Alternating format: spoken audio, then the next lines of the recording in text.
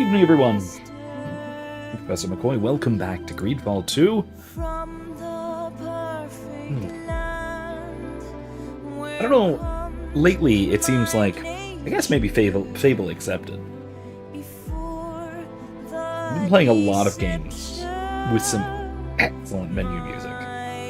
Or maybe, I don't know, maybe it's just games, recent games have really been stepping it up with their menu music. Greedfall? Honestly, Greedfall 1 was actually very good, too. But this is a step up.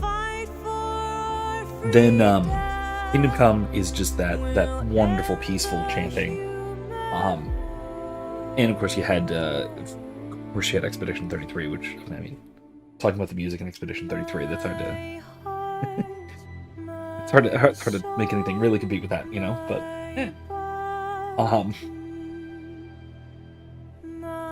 yeah, it's been doing quite well on that front, I feel like. Now, as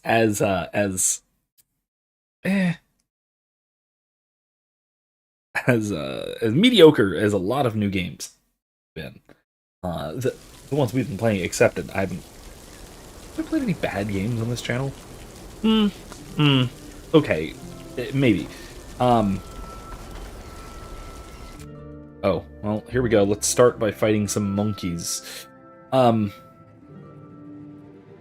If we can say at all that I've played any bad games on this channel, it's because there have been a couple of games that really failed to stick the landing. I think that's really what happened, if anything. And the main example of that, I think, is what's it called? Is it Far Cry 5? Yeah, Far Cry 5. Far Cry 5 was Far Cry 5 was kind of atrocious. You stay there. I'm gonna go ahead and rejection first.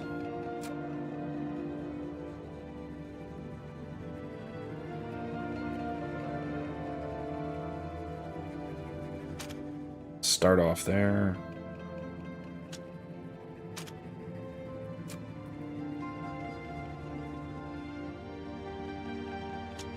There we go.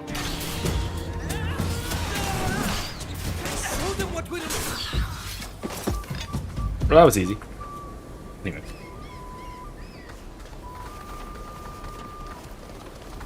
Anyway, yeah, I will say, ooh, here they are. This is what we're looking for, isn't it?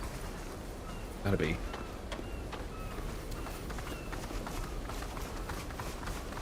Anyway, yeah, the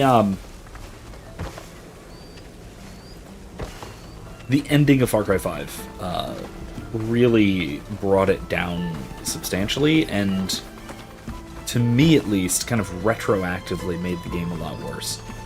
Like, I tried even after the fact, after we finished the live stream series of Far Cry 5, I tried to go back and replay it off stream, like New Game Plus style.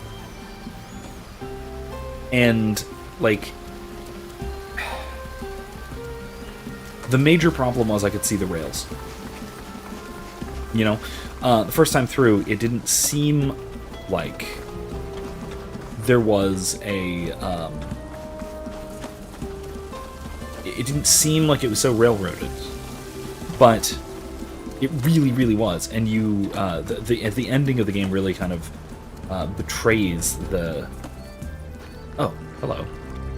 The ending of the game really betrays the lack of freedom throughout the game's narrative, despite being an extremely open world, sort of Ubisoft style. I mean, it was made by Ubisoft, so the Ubisoft kind of game, which is really typical for Ubisoft, is the extremely open world, but having these restrictions in place that are not obvious at first.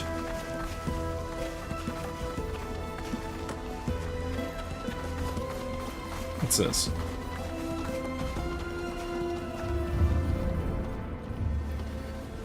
I'm sorry. not. Oh, shoot. What is going on here?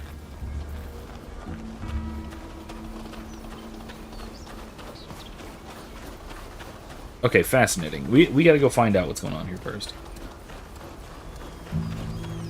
Hello, Grace. No, there is nobody else. You're the first comment so far. But I will. I'll try and acknowledge, at least acknowledge, if not read everyone's comments, just so that so we can make sure that we don't have a repeat of the glitches from Wednesday.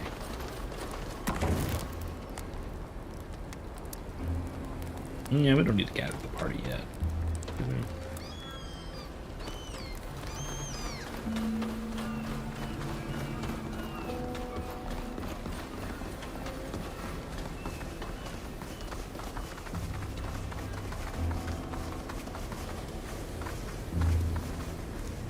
What's that? Is that more of those crab things?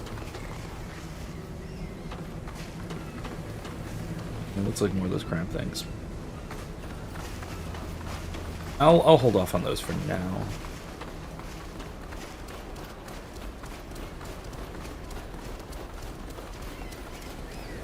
Anyway, yeah. So the experience on the sort of New Game Plus playthrough, if you remember Far Cry 5, there were these sequences throughout where you, the player character, get captured by the cult. Right? What is up here, and why do I need to go past these things? Oh, well, hello. Fine. And then teleports behind you. Nothing personnel kid. Nothing personnel crab. Then violent charge. And then torment? No. Knock that one back.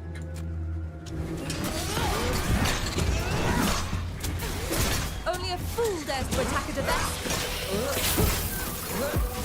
Oh, she is not doing so great. Okay, that's fine. Pasta, torment there. Yeah, there. That'll work. And then he's in destroyer stance, right? Yes. Ludwig. Want those two.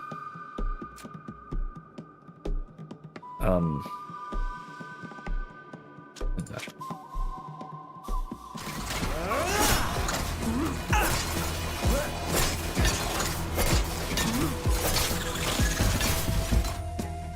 I'm gonna have to go first aid Sybil.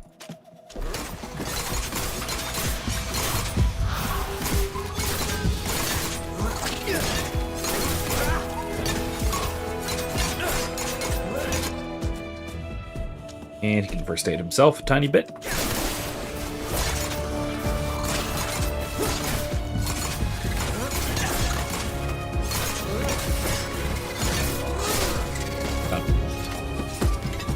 Alright, sweet. I seem to have done that for absolutely nothing, but whatever. Okay. Nice view, at least. Kind of foggy.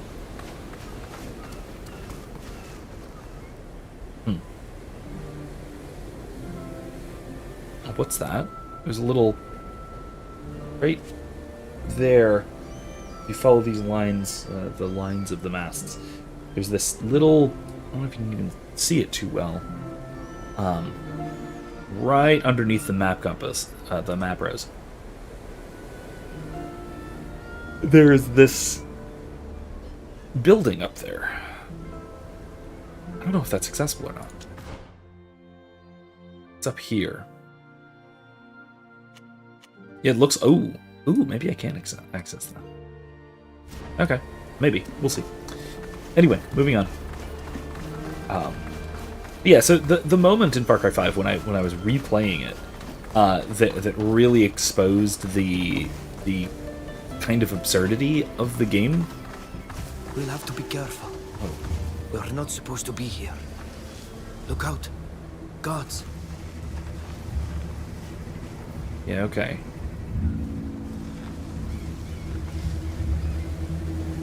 a dog, too.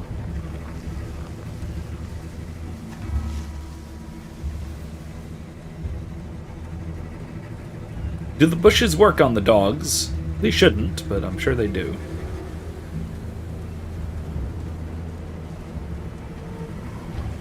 You're gonna stand right in front of me, aren't you? Yep, as I thought.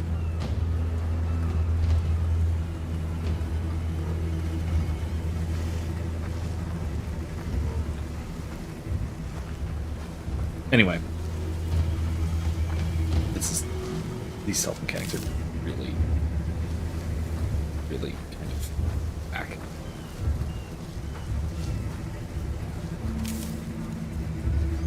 Anyway, though.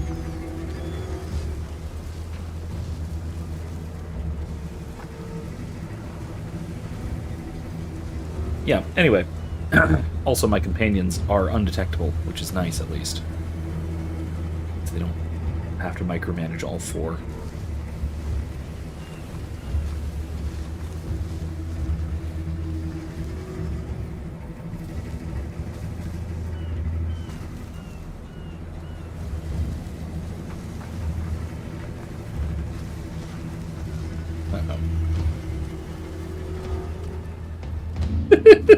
What the fuck is this?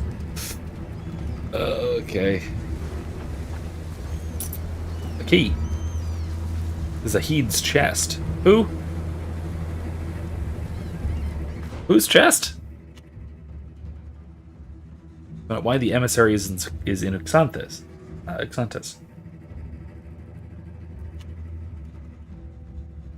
Weird.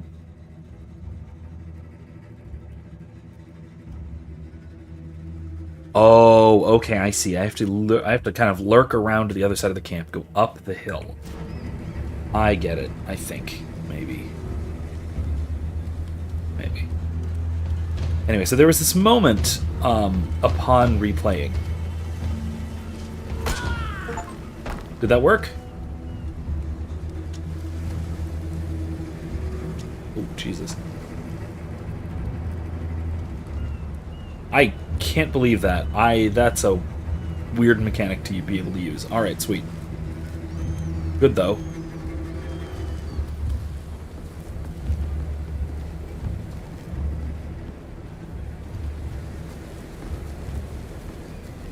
Okay.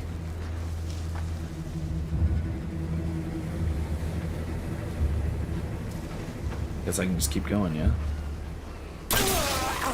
Ow! Did not see that coming. Okay. Ow, more. Ow, more.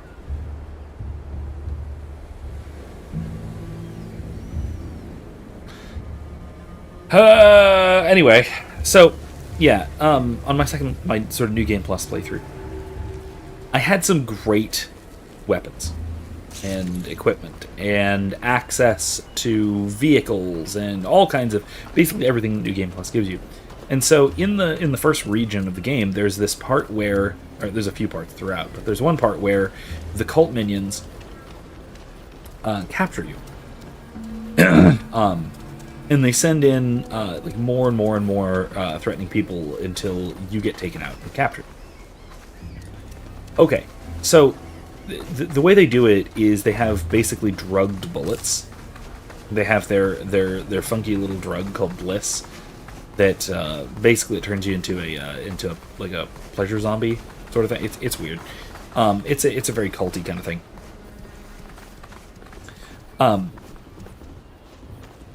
But they have what they call Bliss bullets that will one-shot you. They'll knock you unconscious if you even get clipped by one, right? Which essentially makes it impossible. But it is a one-shot kill, right? They will take you out. Now, on the one hand, that provides some, like, extremely serious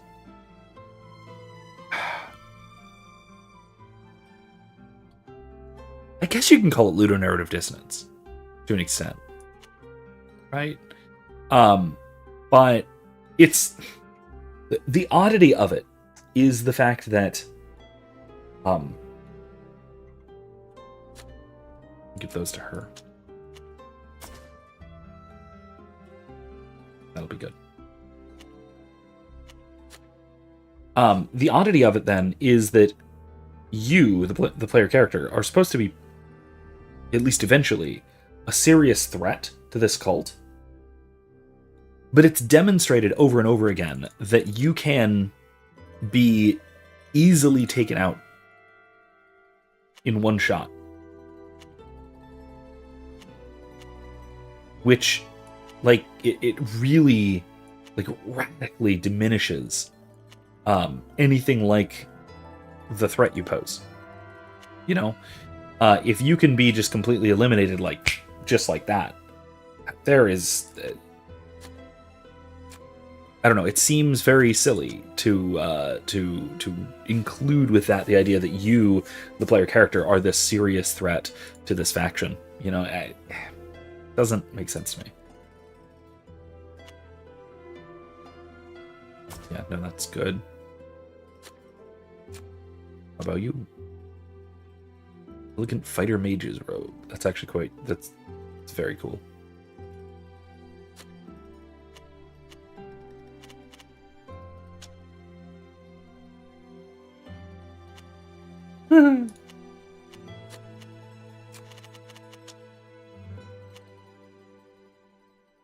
How about I wear the wide-brimmed hat? No, that's strictly worse.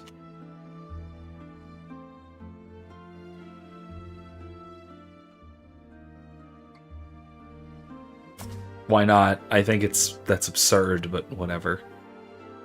Chef's hat. Well. Okay, fine.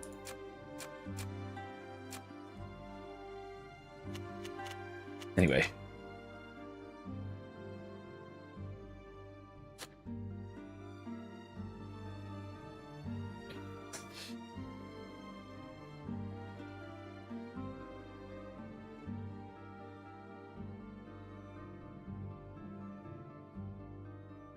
A little whipped cream on my coffee tonight, which is nice.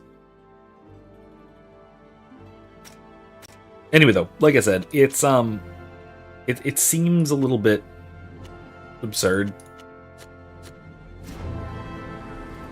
It causes some I would say fundamental problems with how the game is structured. The simple fact that you can in fact be taken out by the cult at any time with minimal effort. Now that said, because I had an alien explosion gun with all kinds of other overpowered equipment and, you know, airplanes and helicopters and all kinds of nonsense, I also was able to basically indefinitely fend off all of the cultists, no matter how many airplanes and helicopters and armored vehicles and everything that they sent after me. So I at that point, I spent at one point, just to see how long I could do it, I think I spent over an hour just killing thousands of them.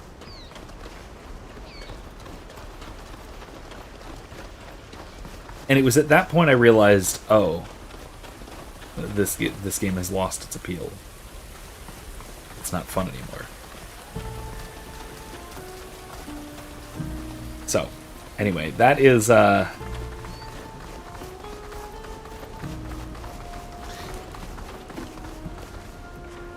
that's kind of the only game that we've played on this channel that has been a serious disappointment. I'm just a sailor.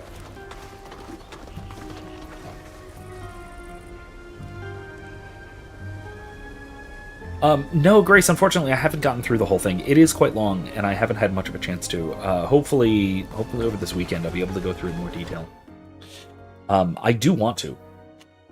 Why the emissary? Yeah, it's in it's in there. Okay, so, but...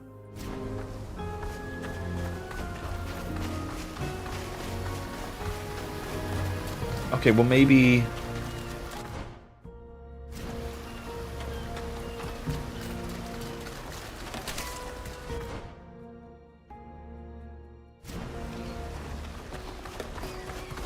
maybe, just maybe then, it's on that ship at their camp? Maybe? Huh. Right, well, let's see if we could go back and keep searching, shall we? Anyway. Yeah, I've read some more excerpts, and I started reading it from the beginning, but I did not get too far into it, unfortunately. So far, so good. I like what I see. A couple of points that I've noticed. First of all, that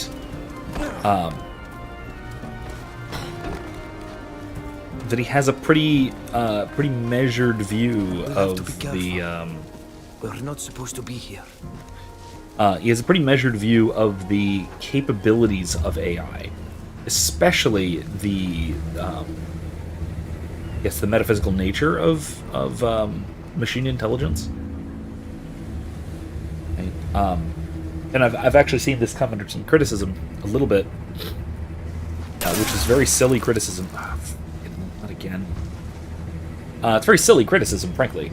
But when Pope Leo said something like that we must keep in mind that this oops.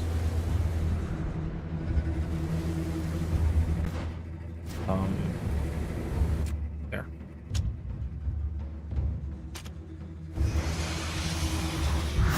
That's better. No sword, please.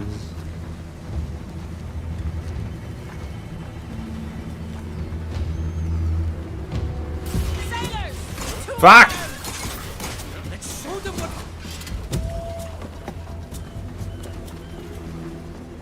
Did that... What? Excuse me?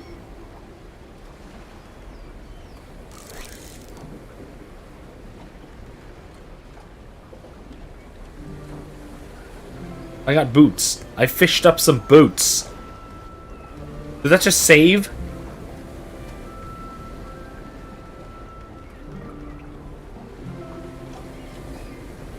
What is happening?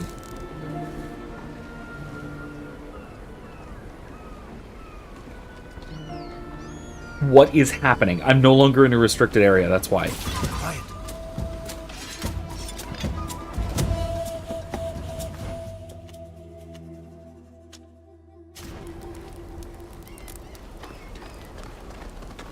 Well, it was a fascinating little design oversight, wasn't it?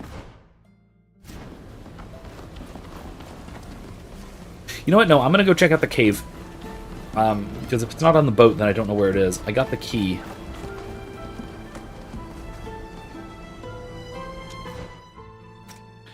Okay, Isle of Knots. Alright.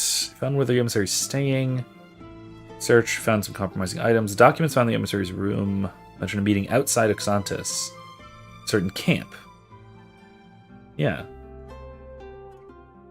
Okay, that's definitely the camp, right? No useful evidence, though. It's definitely a buried chest. Why can't I dig? Whatever.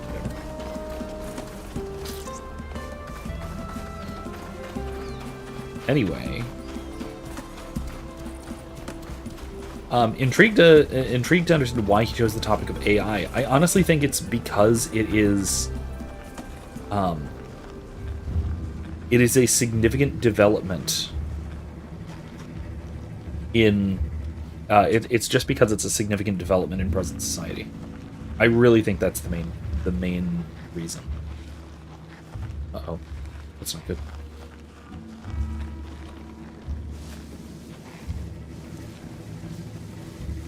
Ooh. Huh. Okay.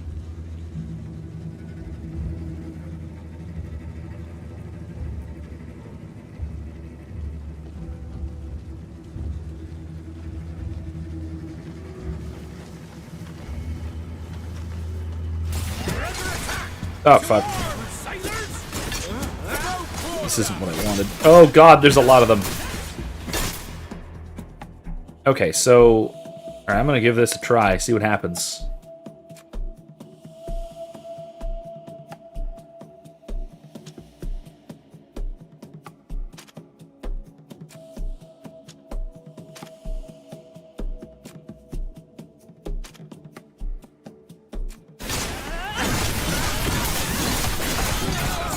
My armor is ruined.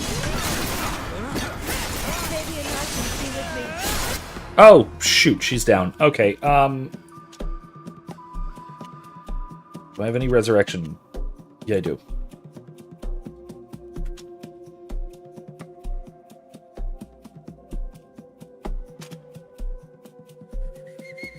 We've lost one of ours! I must remain focused. Combat healing.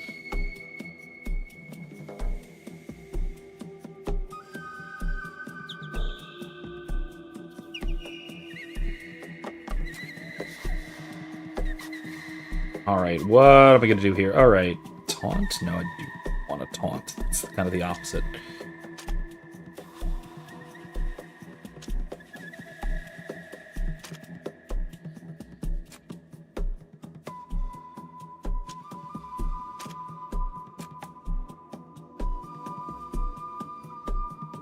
Shoot, there's a lot of them. I think this is going to be a problem.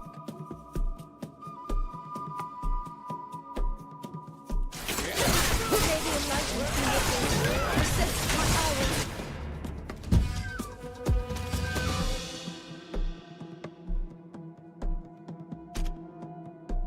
Yeah, let's do that.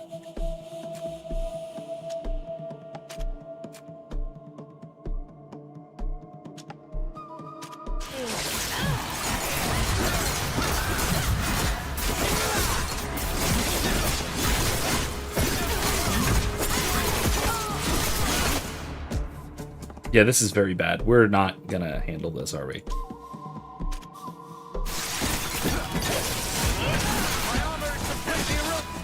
Oh my god, he's down to no armor! Alright, hold on. Yeah. Let's try this again. Frozen taquitos. I hope they are unfrozen by the time you eat them.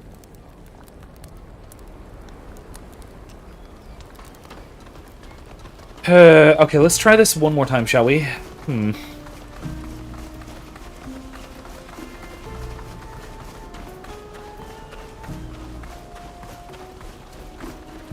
Let's try and knock a few out before we initiate combat, huh? Maybe that's a good idea.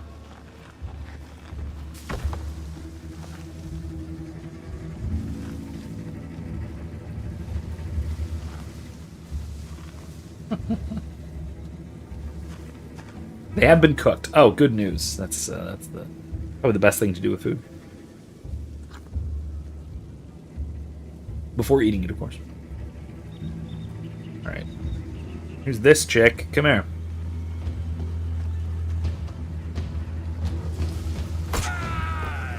That was a guy. Okay.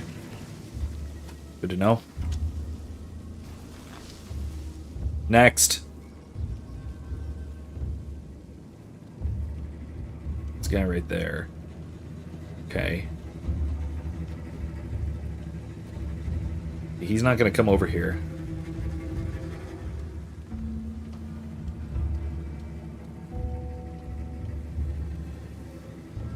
Go over there. Alright, that's fine.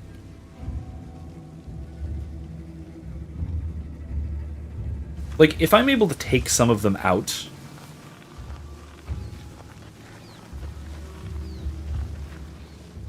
Oh, well that's interesting.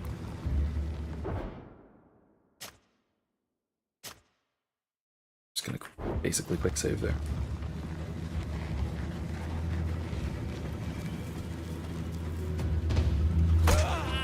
Can't believe this works.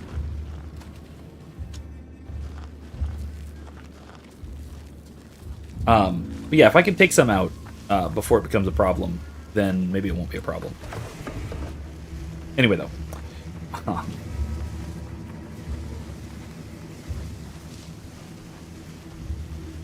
Yeah, I think that the Pope is right.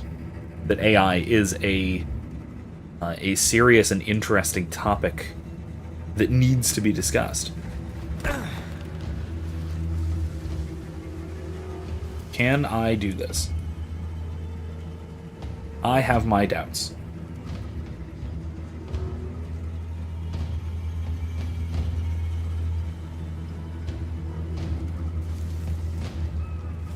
Oh, what the fuck? Guys.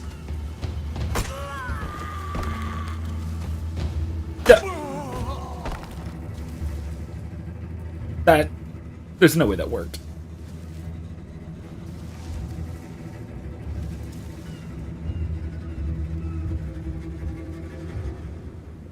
The stealth system in this game is so fucked. No, no, no. Ahoy! Is anybody there? Nope, everyone run. Let's show them what we're made of. Hike them. Hike them. Oh, that's not good. Shadow portal to you. Foul blow.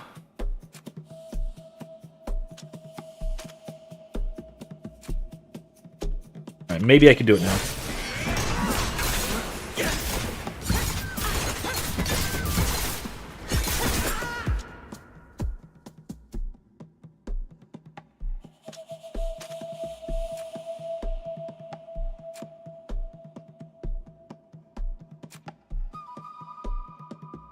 No, not there. Let's go to there. Right? Yeah. And then knock him down. May the shadows crush you!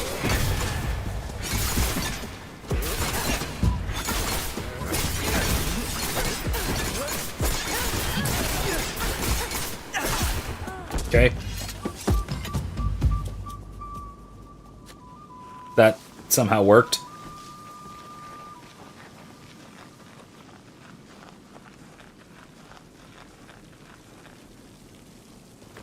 Alright, list of general antics. In-game, at least, the goal is some espionage. To try and figure out what the Bridge Alliance is up to around here.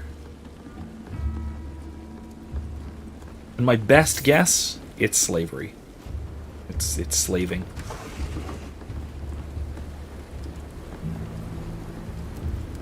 Yeah, see, look, there's a big old cage. A big cage in a secret cove. That must be up to something, huh?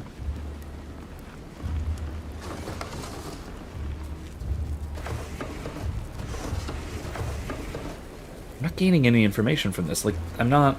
There's no evidence here that I can find.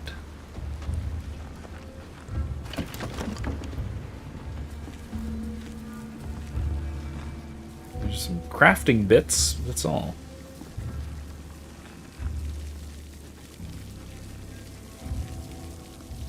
Yeah, what we're doing tonight is basically just investigating. That is the plan. We're investigating what this Bridge Alliance emissary is doing here. Oh,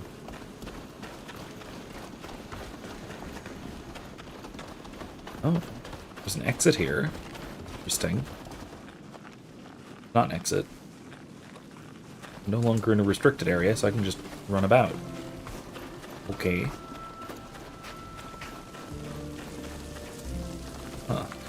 Huh.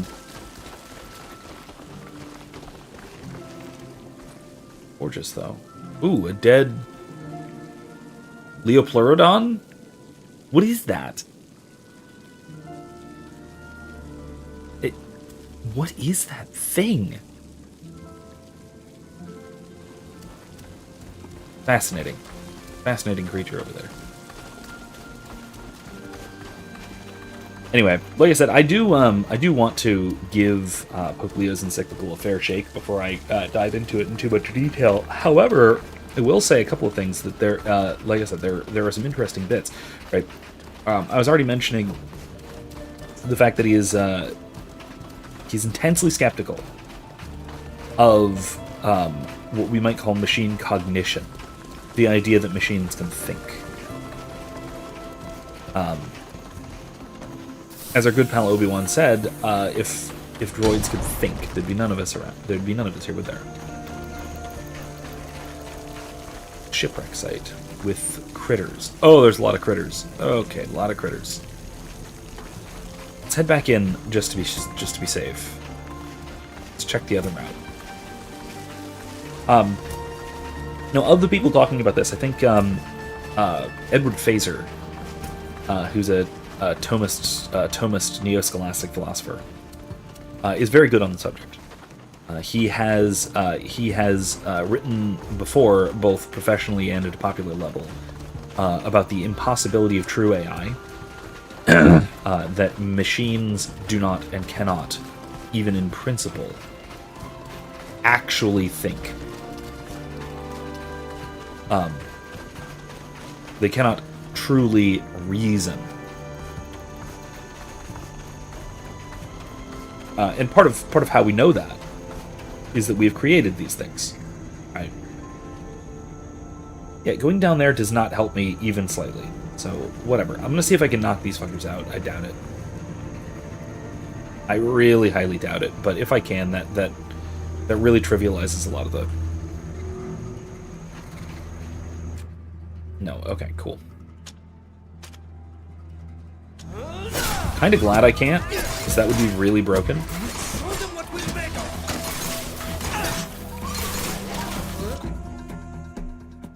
Alright, Fausta. Rejection, the one over there. And then keep attacking it. Sybil can break that one's shields. Ludwig, power sweep, these two.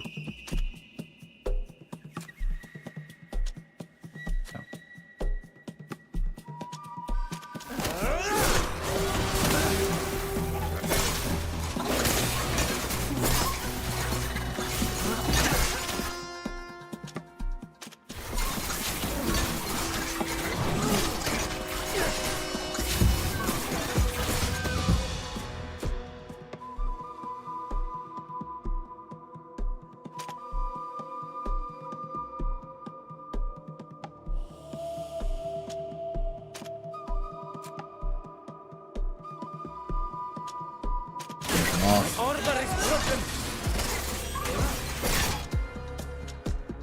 Self-heal.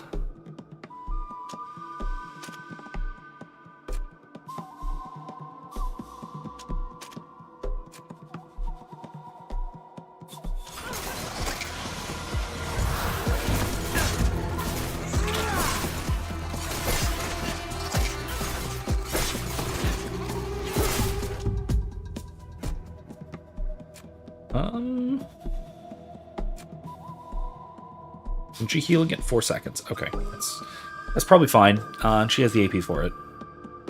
Don't need weapon blessing. Probably should weaken that one, the one she's fighting. No. Let's weaken the other one.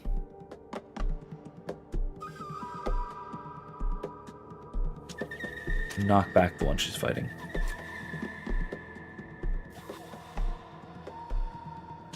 And he'll knock down that one. Cool.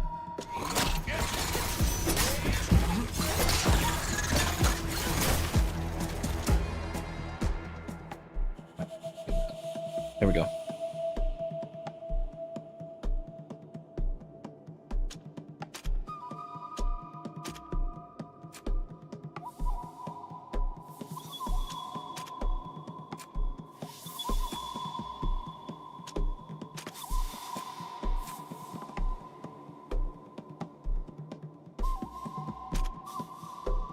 Nope.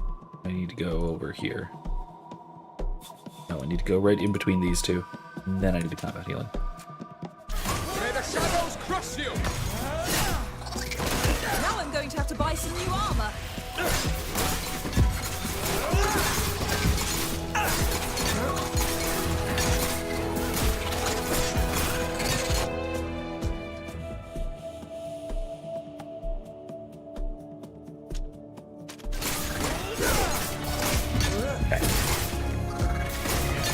I mean, big cage doesn't necessarily have to mean slavery. That is true, but it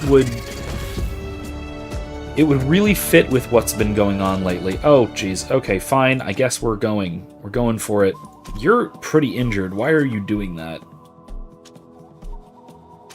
Whatever.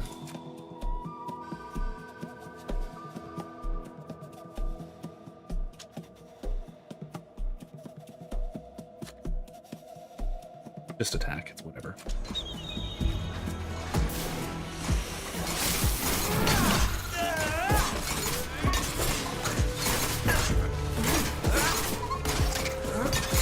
There we go.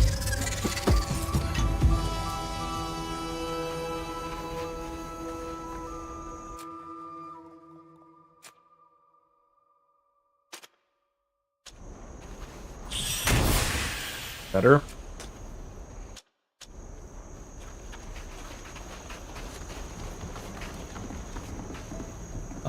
Let's try craftsmanship. We're missing something to make this work. Okay. I need makeshift tool. Okay, fine. Let's see if we can find some.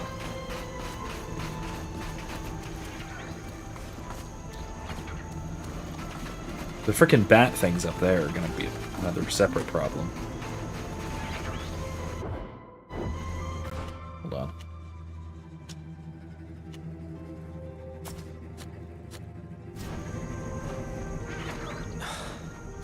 I can't do it.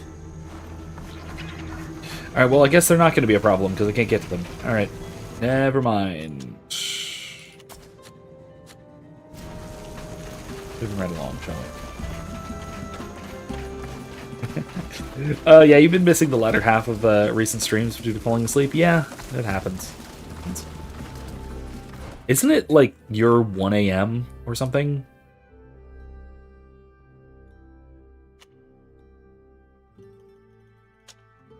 That doesn't help. Okay.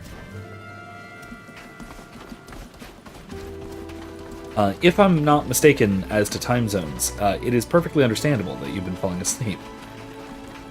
In any case, I will say I am.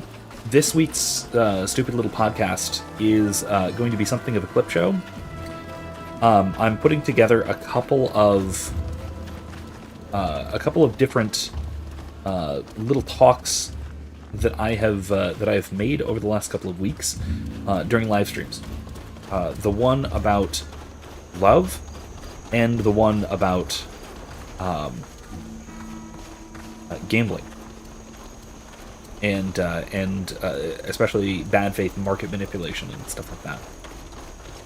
So that's what you have to look forward to soon.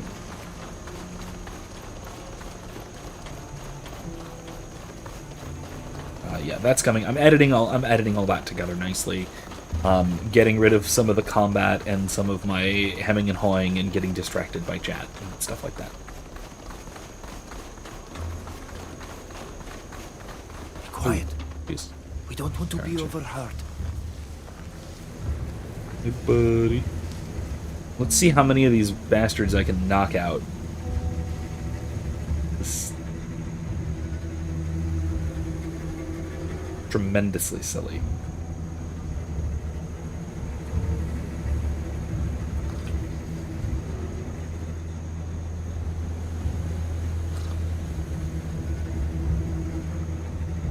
I mean, you're right. It could be, you know, trapping a large animal. But also, there's some overlap there with slaving.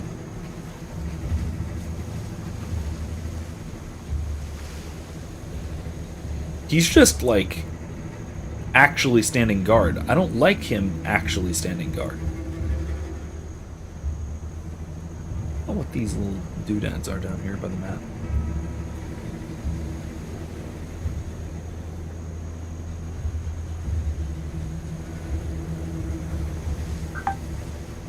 I guess we're leaving the way we came and going in the other way. Right.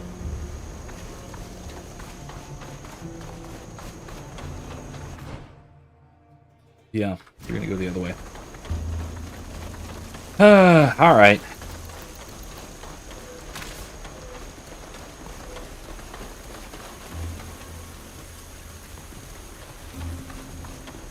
Now, I have, I will say, I have also been going to bed early lately, hence the shifting of the stream schedule, which is weird for me, like super weird for me. I'm used to drinking this whole bucket of coffee at this hour, which I'm fine still doing on a Friday night. I don't have to get up early tomorrow morning, but during the week I'm waking up at like 4:30, 5:30 in the morning. So, yeah, I'm trying to get to bed before midnight during the week, to say the least.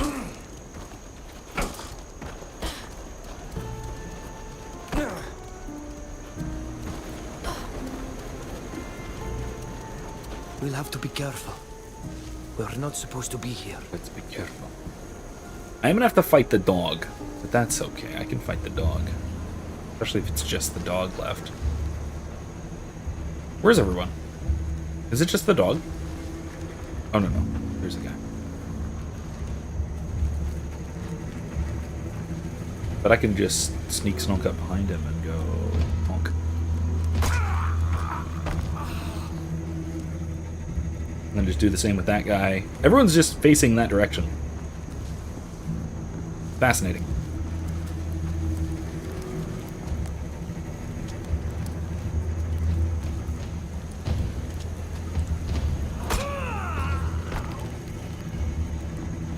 Okay. Interesting. Let's see.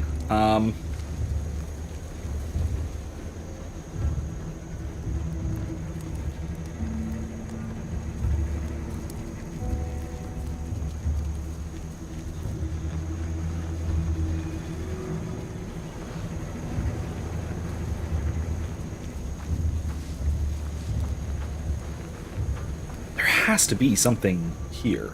This is the camp.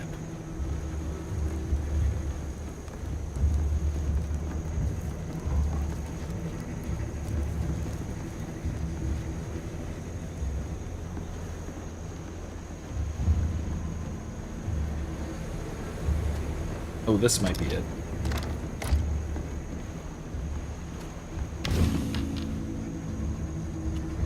Compromising documents. Duarte, sum of 600. Duarte and Zahid. Oh, here we go. Let's just read it. Acknowledgement of sums paid, signed by one Duarte and one Zahid. I, the undersigned Duarte, acknowledge having received the sum of 600 coins in exchange for this sum. When told to do so, I am to report to the guard and tell them of an attack I witnessed. The attack I report must have been conducted by Tirfredian savages against men of the Alliance. In the case that the men of the Alliance succumb to the attack, I undertake to testify against the savages at their trial in exchange for a further 500 coins. Duarte, Zahid. Beginning of Zahid's report to the General. Sir, in order to erase the Naut's compassion for the savages, I've arranged for a small party of Tirfredians to be ambushed by a few men from my retinue on the island. I paid a man who was then to testify that my men were savagely attacked. I admit that I had hoped they would be killed, thereby wrapping up the case with this testimony, especially since I've spread as many rumors as possible about the deadliness of the savages. Alas, I did just kill a bunch of them. Alas, and no doubt thanks to the help of a few people from the continent in their party, my men died. However, the man I paid is already undertaken to testify in this case. His testimony should settle the matter. I have no doubt that my indictment will touch the Nauts enough to erase their fondness for the Tirfredians, and that they shall continue to transport them to Olima on board their ships, or at least not revolt, should we have to eliminate those who resist us on the island. This is some sort of contract between the emissary and Duarte, the false witness. It's all very clear. She pays him to alert the head guard and to tell him he'd seen us attacking the others. There's even a bonus fee for going to Troy. There's also a note, undoubtedly for a future report. It explains the entire plan. I should read it in more detail. This could turn the tables at the Troy. Let's fish.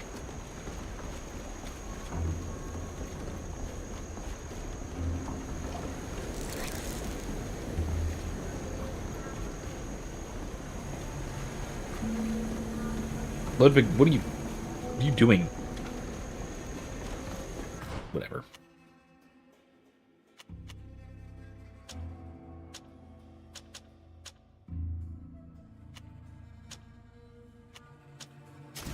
It's fast travel. So we don't have to sneak back through, huh? Okay.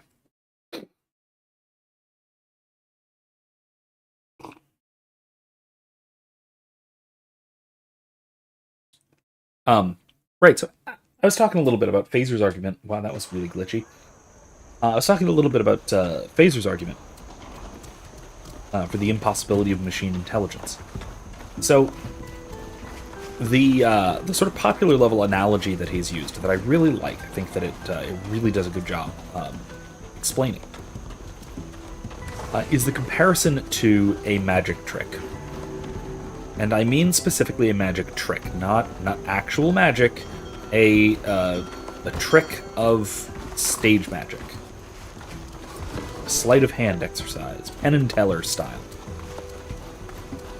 So, you might imagine someone saying something like the following: that if the magic trick is sufficiently advanced, and it can accomplish something so wondrous, then perhaps it is actually magic. And it's not just a trick. You'd be better off talking to a captain. I'm just a sailor. Now, we know that this is absurd because we know how the trick works. And because we know that how the trick works, we know that it's not actually magic. We know that it's a trick. And even if the audience does not know how the trick works, they know that it is accomplished by the magician, who knows how it works, and is under no delusions that what he's doing is actually magic. So what we have is essentially a refutation of the magic thesis by knowledge of how something actually works. And so this is a parallel case to artificial intelligence, to machine intelligence specifically. Because if we know how the thing does its apparent thinking, and we know that all of its parts and components are themselves subrational,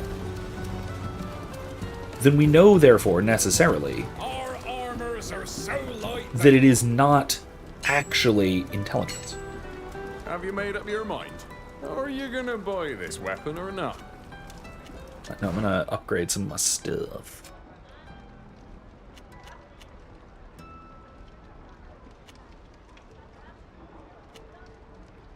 It's cool, but I'm not gonna use it. No, that's fine. That's fine. Fine. Here.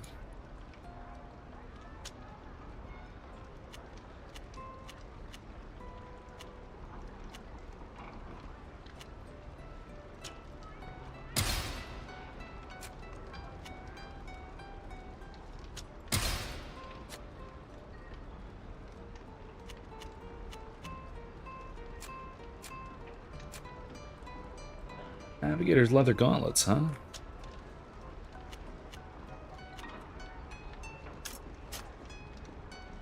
Oh, I don't have iron or gold. Darn. No iron, no gold.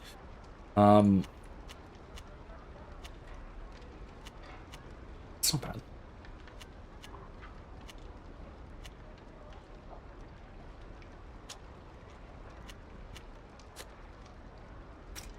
I also need iron and gold. That is a cool mace. Required level 24, darn. Steel scimitar. Yeah. Size rapier, cool. I like it. Steel rapier. That actually is not bad. It's low damage though. Looks cool. I like it, but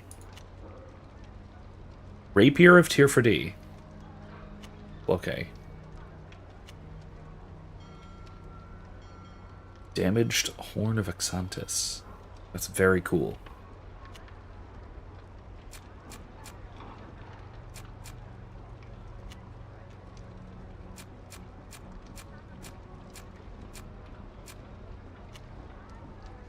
Salvage pirate peacoat. Bosco jacket. Alright, now. Let's see if he has anything I can buy. Huh? Oh, makeshift tools. Yeah. He has one, but I'll buy it. Absolutely.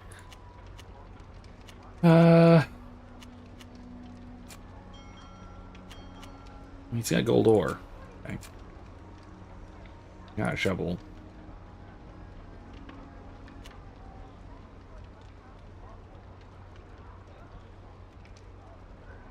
Yeah, he doesn't have disguises, of course not.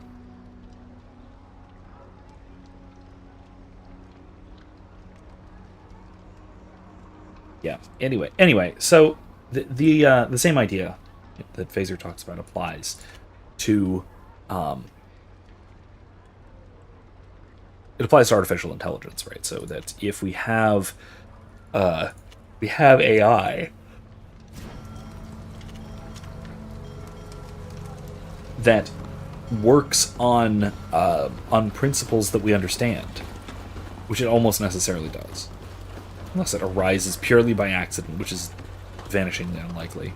Certainly is not the case with what's going on now. If it operates on principles we understand, then therefore it is necessarily not actually intelligence. It's not thinking, right? Because we know what it's doing. We know how the programs are running, essentially.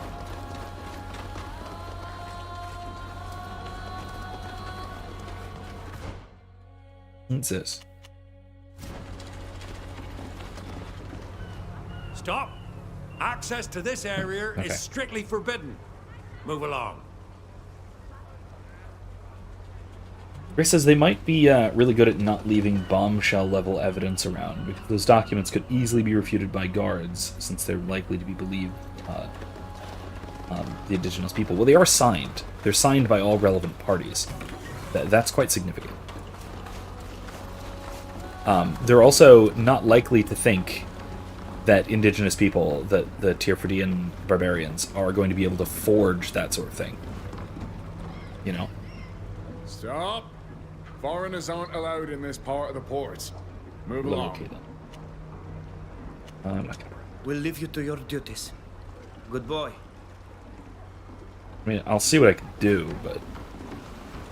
if I can get around another way, I'm not going to bother bribing him. I think I can. I can probably get around over here. By the warehouses.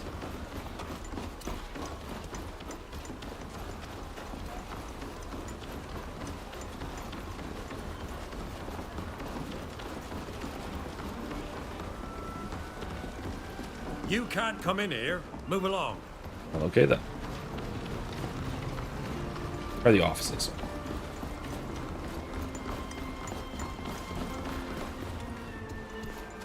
We need a key to open this door. Well, okay. If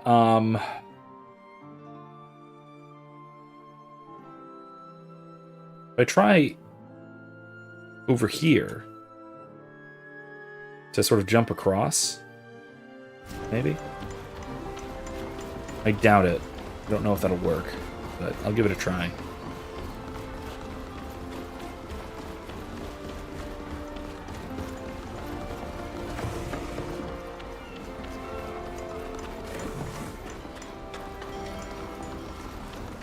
Yeah. I don't know if the false testimony alone will be sufficient to overturn, to basically prove our case. So it is worth actually looking into all this, continuing our investigations as we go. You're not from around here. What gave it away? Where could he be? Telmo? I'm sorry. I'm not really in the mood to talk right now. Really? My son Diogo should have left with this ship, but he didn't show up. I can't help but worry. Do you know where he could be right now? If I knew, I wouldn't be here worrying. His captain was furious. She had no idea where he could have gotten to. Diego can be reckless, and I know he explores the island from time to time. And to be entirely honest, We had an argument before he left. I keep imagining the worst. If you happen to find him, can Oh, you tell him to come he's back the to guy in town that as soon as camp in the possible? old, like, shipwreck inland. Yeah. We could help you find him, but we'll need some information. Of course. I'll answer as best I can.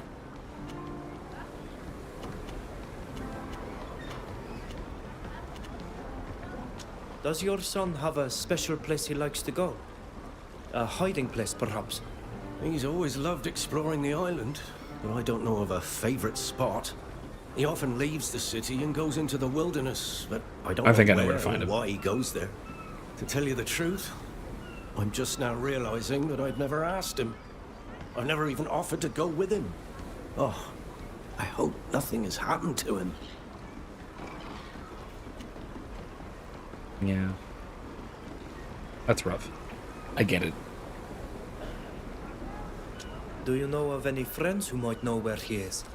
The friends he had as a child are all at sea. Here, there's not a single one left. Yeah. He sometimes spends time at the glassmaker's workshop in town, but I don't think they're really friends. However, Glassmaker is probably the person who's seen him the most recently. More than me, anyway.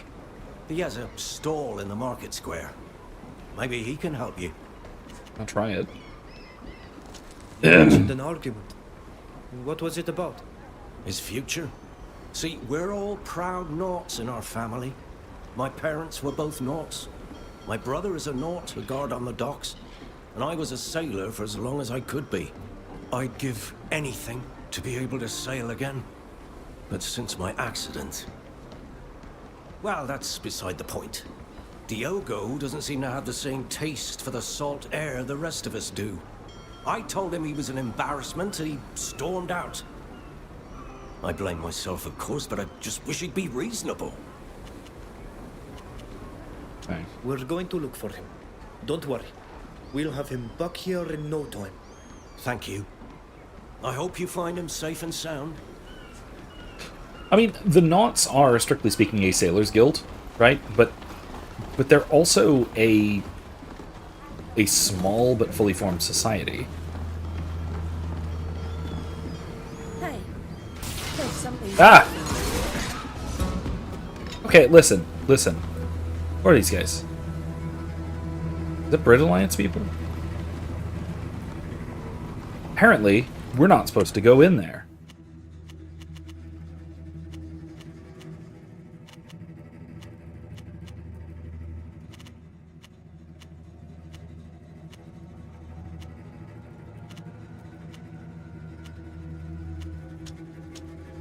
Oh, there's fast travel over there I haven't even gotten to yet. That's strange.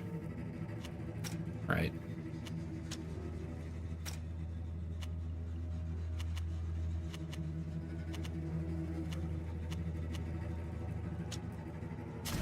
Go to market.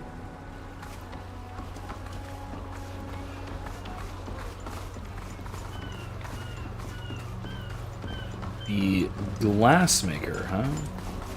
Would that be you? Archibald's potions are the best in Yuxantis. Oh no, you're an alchemist. That's different. Welcome to Archibald's. Could I interest you in my potions, all of which are of the highest quality? I also have ingredients, if you prefer. Let's see them. Superior revival potion. Yeah, I can absolutely make some of these.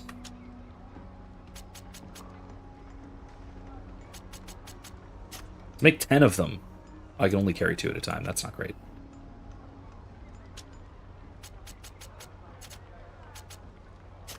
Do those.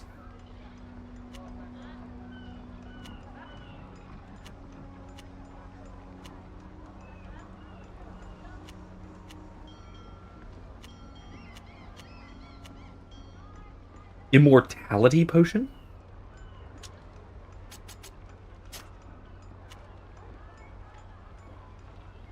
Orange poppy we need. Yeah, okay.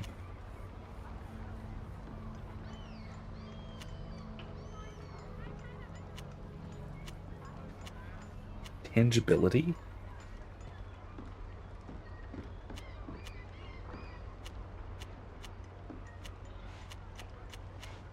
High explosive. We need iron.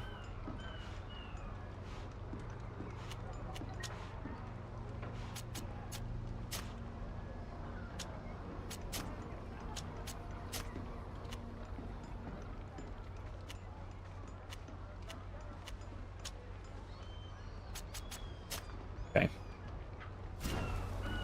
Oh wait, hold on. There was more stuff here. Quest items. Oh, nothing. Okay. No, that'll do. We'll leave you to your business. Goodbye. Don't forget, if it's potions you're after, Archibald's is the place to be.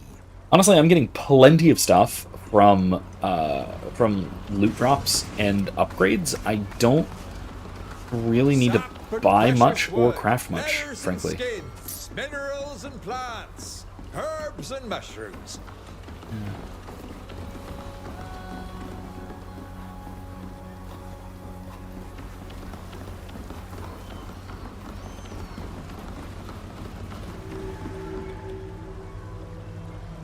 Library of scientists, huh? Yeah, but I guess back here?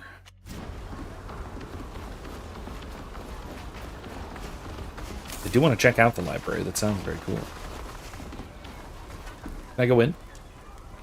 You're not gonna let me in. Sorry, you can't access the library right now. Oh, well, okay. Well, in that case, never mind. Moving right along.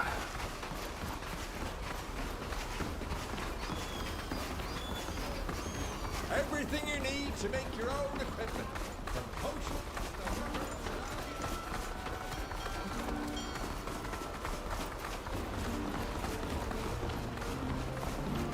Okay.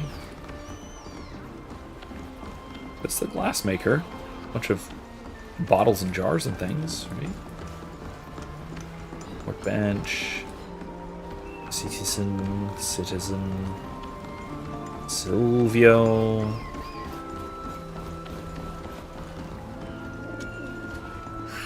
What a beautiful day. Few coins.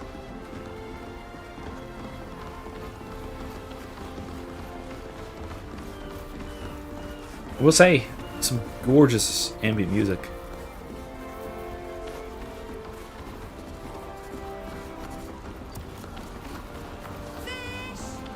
Who wants fish? I might need to borrow some of this ambient music. Who wants fish? This breeze is invigorating, don't you think?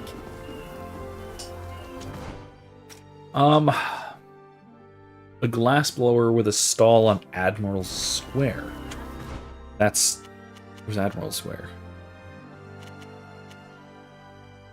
Captain Square, Market Square. Barcelos. Council Square. Market Square.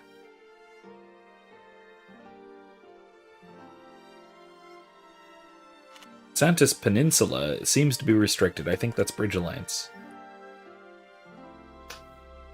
Interesting.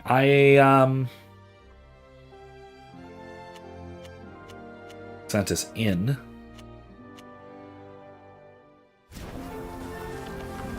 Where? I mean, look, I'm reasonably certain I know where to find the kid. I probably don't need to do... Oh, Admiral Square. Here we go. Never mind. I was going to say I don't really need to do this. But I can. So why not? Guillaume. Hello, could I interest you in buying any glass jars? Or lenses, perhaps? No, we've come to ask you a few questions about young Diogo. Whatever has he done to merit foreigners looking for him? Excuse me. His father is very worried and asked us to help find him. Well, jittery. He I'm seems to sorry have about that. disappeared. That Lag. stubborn fool Telmo would even attempt to understand his son. Maybe he wouldn't have run off. Fine, go ahead and ask your questions. Elmo told us that his son sometimes leaves town, but he couldn't tell us more. Do you know where Diogo might have gone? I think I do. Maybe. This boy's a bit of a wild one, who seeks out the solitude of nature to clear his mind. Oh, I know he often goes to a beautiful arch crafted by nature. It's a quiet and majestic place. Well, if you want to find it, head northeast out of town and you'll find the arch just before a rope bridge. Huh. Okay. That's not where I was thinking. You seem to know why Diogo has disappeared. Could you tell us more? No, that would be presumptuous of me. Let's just say I know there's tension between the father and his son. But even if Diogo ran away from his father, something could have happened to him. The boy doesn't usually leave for long, so it's strange that he hasn't returned already. Could you tell us what you think might have prompted his departure? Ah, you've seen Telmo. He dreams of a brilliant sailing career for his son, since his own career was cut short. He's never asked himself what his son wants or what he hopes for his own future. He simply decided for him. It happens often enough, but Diogo is just as mule-headed as his father. So I'm not surprised that he decided to run away on the very day he was due to embark. Yeah, that's kind of a typical clash of visions, unfortunately. I mean, his father's Telmo's vision for his son is perfectly understandable, perfectly reasonable. It is. Sailing is not exactly a family profession. Not really. It doesn't need to be. Not like something where you would inherit both training and capital. Let's say something like craftsmanship or something like that, or even farming. Those are truly family professions. Sailing, not so much, because sailors don't have their own capital and don't typically apprentice their children. They don't grow up working with their parents, right? But still, the default assumption in a society like this, especially, is you do what your parents did. It's perfectly reasonable for Telmo to assume that, to have that as the presumption. Then again, if that's not what Diogo, weird name, if that's not what Diogo wants, I get it. I get resenting his father for having this as a sort of unquestioned baseline assumption. Anyway, speaking of fathers and sons, Michael, my oldest, our second oldest, but oldest boy, he just turned 6, which means a couple things. First of all, happy birthday. Second of all, we've been in the Troops of St. George, which I've mentioned before. It's a kind of it's a Catholic father-son organization that does like outdoorsy stuff and things like that. It's a kind of substitute replacement for Boy Scouts, if you want to think of it that way. It doesn't market itself that way because we try and be our own thing, but still, that's kind of where it started. You got to be 6 to actually join as a full member. So he's psyched about actually doing that this year because they do like camping trips and stuff. And you can't go on the actual trips and things if you're not at least 6 years old. So he's actually part of it now. Really cool. So I thought a cool birthday present would be. So I've had this little pocket knife. It is an Old Bear Italian pocket knife. It's a nice little thing. It's like a wooden handled, just sort of an everyday carry folder with a little slide lock thing. I've had it for a while. He knows about it. I've let him use it for a couple of things like that. I use it for sort of everyday stuff, and then also I basically just use it like it's a steak knife too. I wash it and eat food with it. So what I got him was his own. And I don't know if you can tell. This one, the one that is but half an inch shorter, I got him a mini version of exactly the same knife. And he loves that he's got his own tiny little copy of Dad's pocket knife. Now, he doesn't get to run around with the thing because, it's for his 6th birthday, not his 16th, or not even his 12th. He's 6.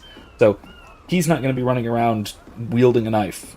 But when appropriate opportunities arise for him to use a pocket knife, now he's got his own little one. Now, by contrast, I'm thinking of getting Saoirse, who is 8 now.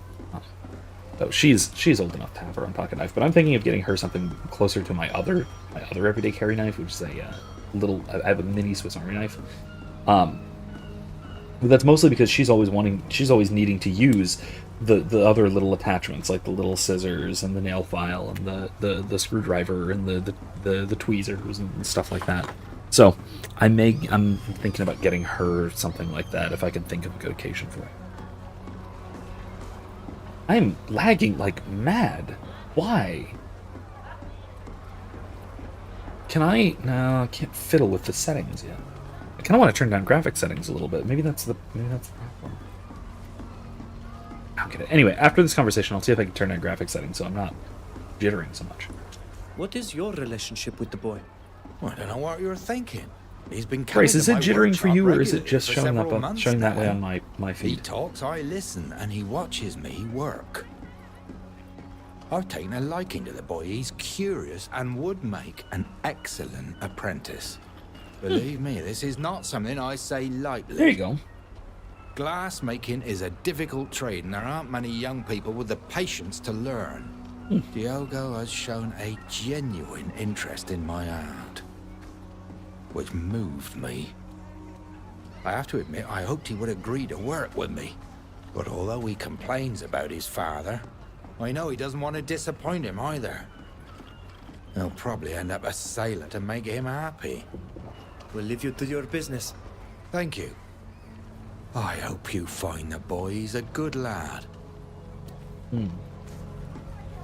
That's not too bad. Man. Yeah, for me, it looks like it's super bad, but it might just be because it's me specifically, my camera image that's jittering like crazy on my monitor. I wonder if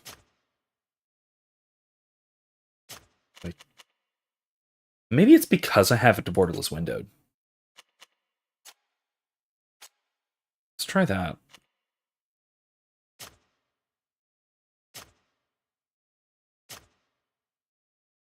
Why I had it on borderless windowed.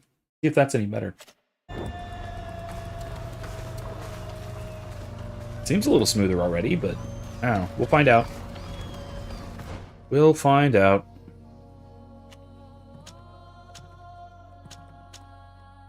Why can't I fast travel to the countryside? I've been there. I've unlocked that. Why? Yeah, whatever. Let's just walk with our little legs.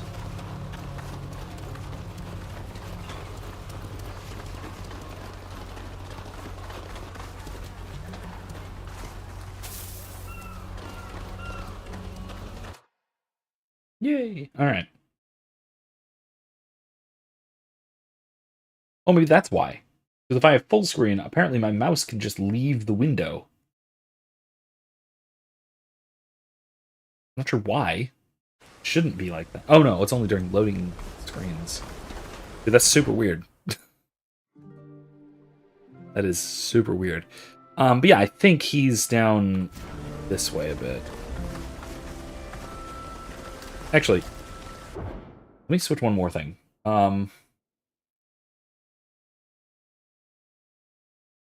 going to switch it so that it actually captures my cursor. Ah! Oh man, my jitters are back. It might just be because I was alt-tabbing. I'm not sure. Fucking monkeys are back too, though. Leave me alone, monkeys.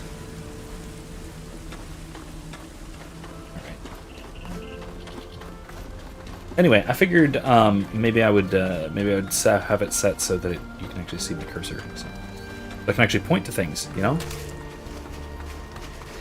this is one of those games where that's actually somewhat useful. Maybe no, because that's a no. This is a dead end. Cave is full of crab things, and it's also a dead end. So let's not do that.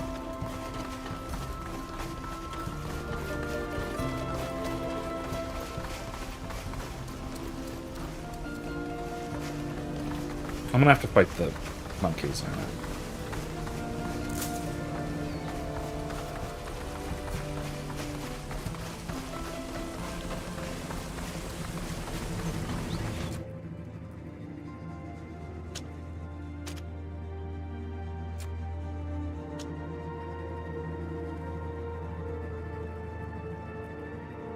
I'll wait until they cluster.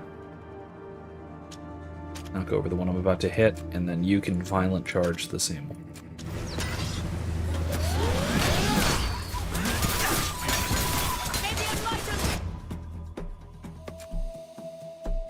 Torment those three. Teleports behind you.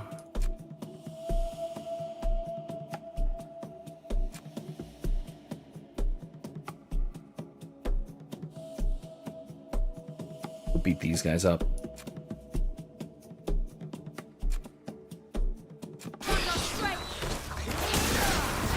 Wait, what?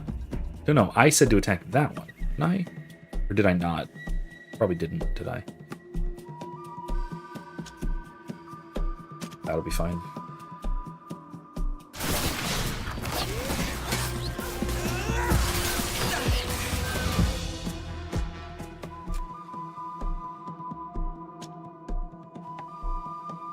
What's this one do? Actually, hold on.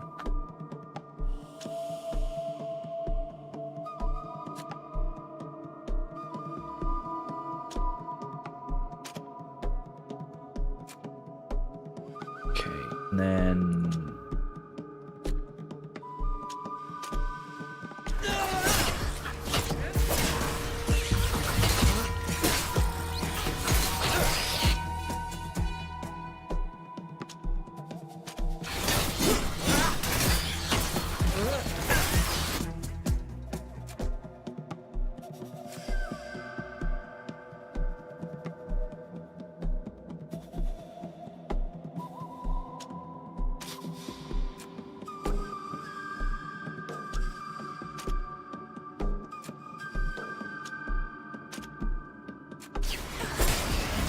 Now I'm going to have to buy some new armor.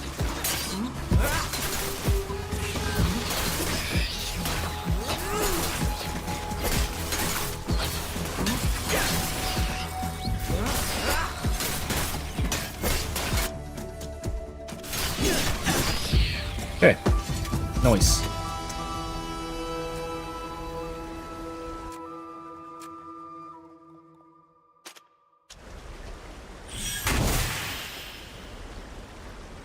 Okay.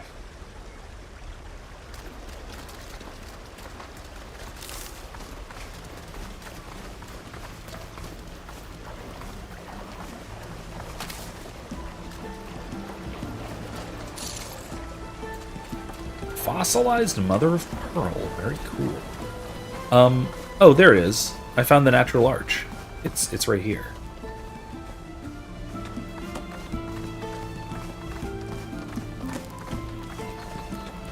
Okay, you look absolutely nothing like your father. If that is you. Gotta go. I'm expected at the docks. The sea is calm today. It's perfect for sailing.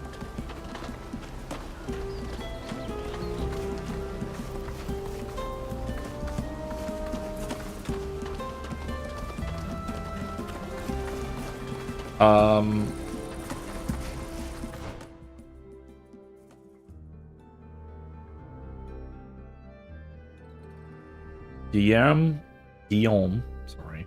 Revealed Diogo often goes to her favorite spot in the woods to think. It's not far from a stone arch.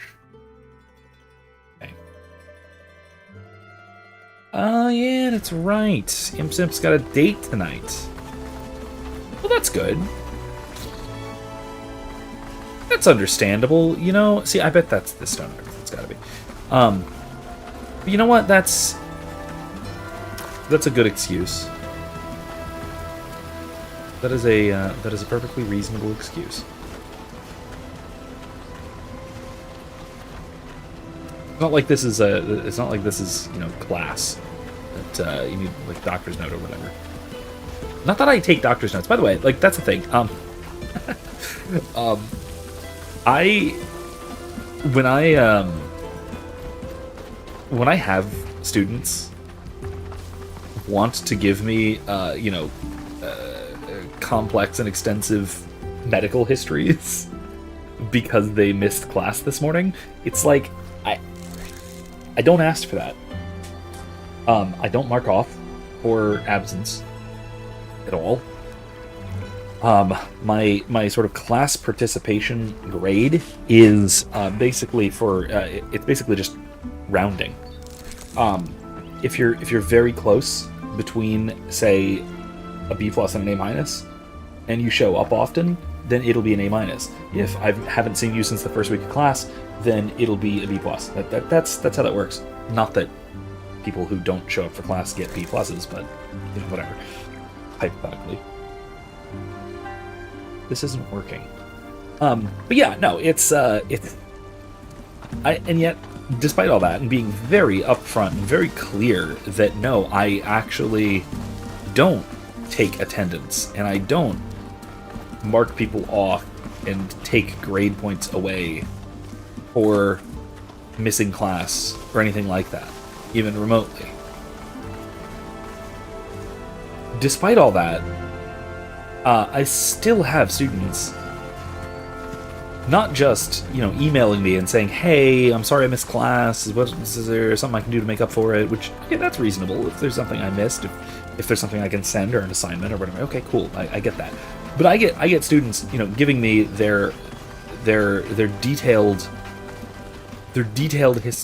medical history of, well, this morning I woke up and I wasn't feeling too well. I thought about going to class, but then I threw up 4 times, and here is my roommate's contact information if you need to confirm any of this. And here is the appointment card for the doctor that I'm going to visit today. I have not gone yet, but and I hope that's okay that I don't have a signed doctor's note. Please, I beg you to forgive me. It's like, look. Oh. Monkeys. Shoot. Whatever.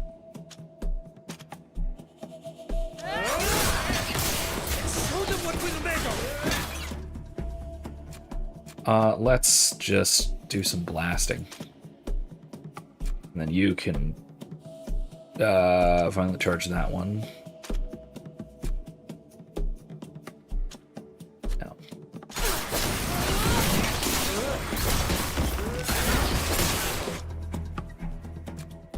What you taunt those 3?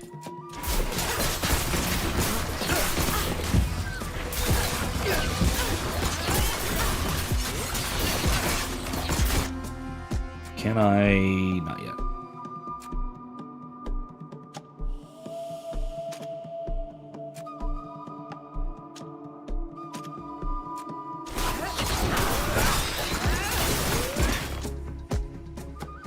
Stop moving. Attack.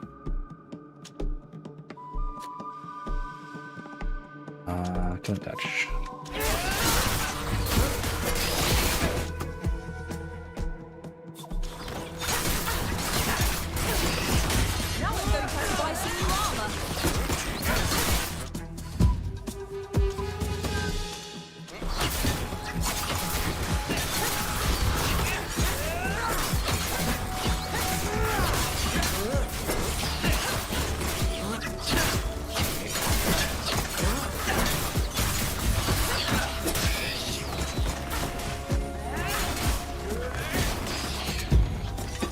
Okay, done. Hello.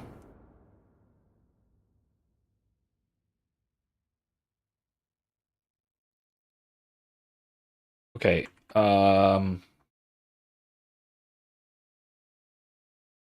my chat just died. Huh. Not enough memory to open that page.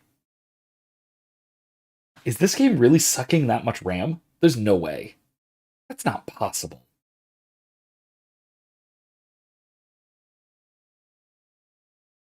Let me check this really quick, okay? No? Okay, it is using a lot of RAM. but like not that much. CPU is the bigger issue.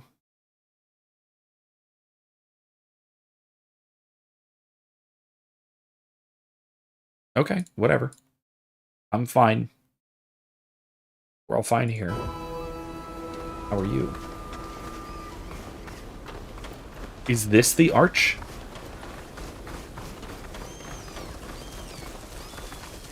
With that.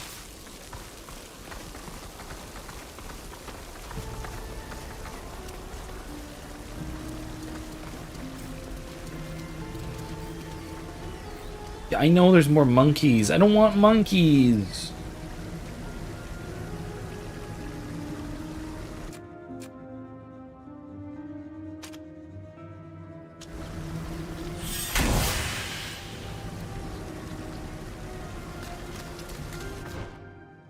Where could he be?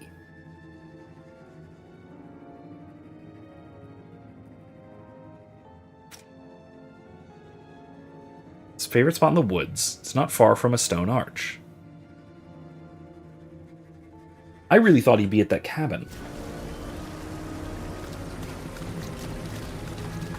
But apparently not.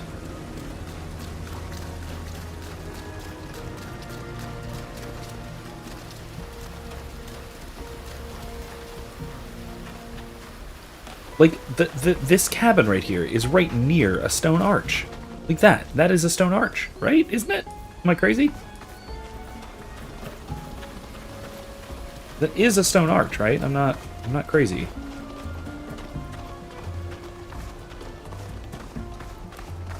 Neither of these guys will actually tell me.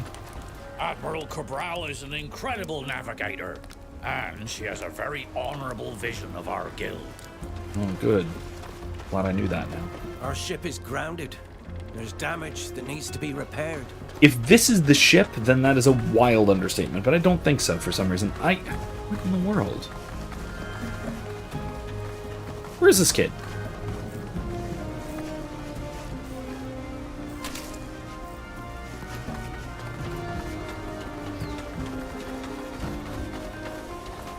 This music is reminding me of Stargate.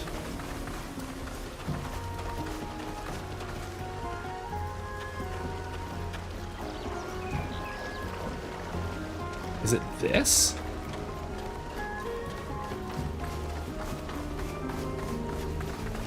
Oh, there.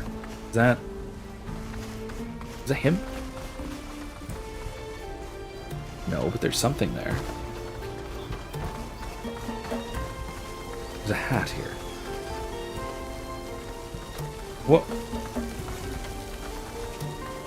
What is this?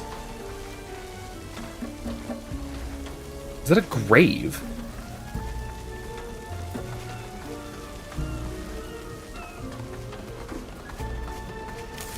I don't get it.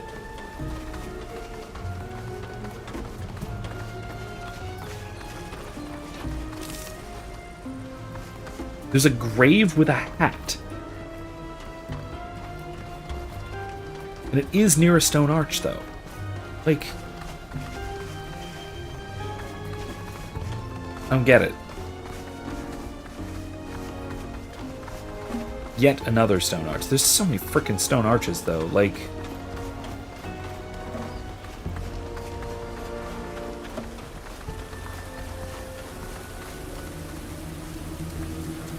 more frickin' monkeys. There's another stone arch here. But I see no sign of him.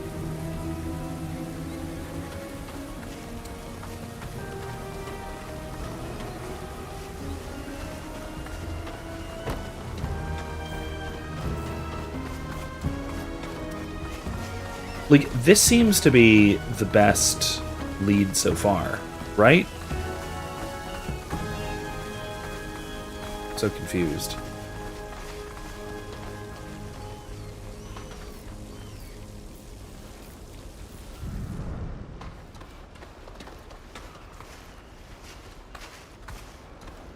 It's an anthill. Okay, fine. Nothing to see here, I guess.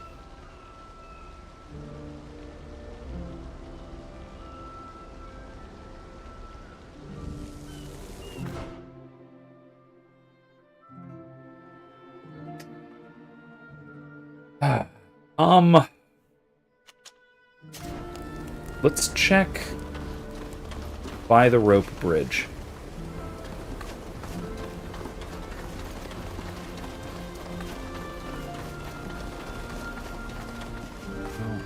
I know that he mentioned a rope bridge. Yum did.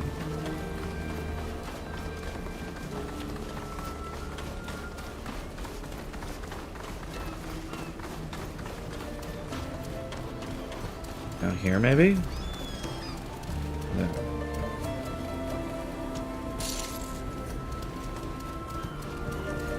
No stone arch here, though.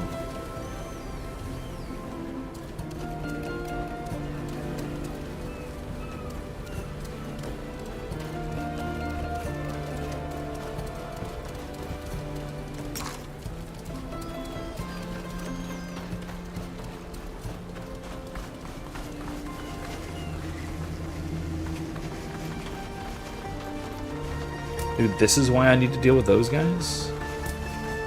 Because this is, once again, another stone arch.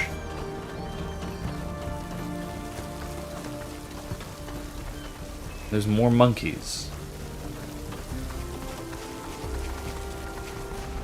More monkeys, more crabs. These guys didn't, like, snatch him or something, did they? Why would they?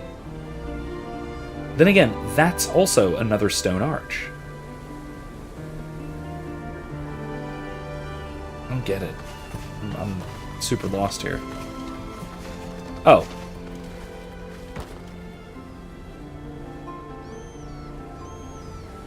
I see.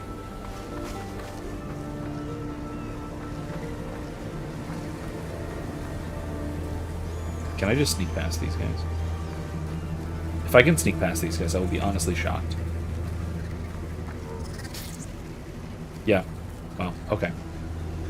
Have I mentioned that the stealth mechanics in this game are fucked? Hey, Diogo. Hello, Diogo. How did you get past them? I'm curious. Foreigners? Who sent you, Captain Nina?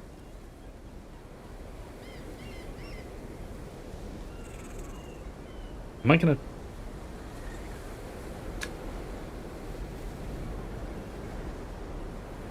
Does she have something to apologize for?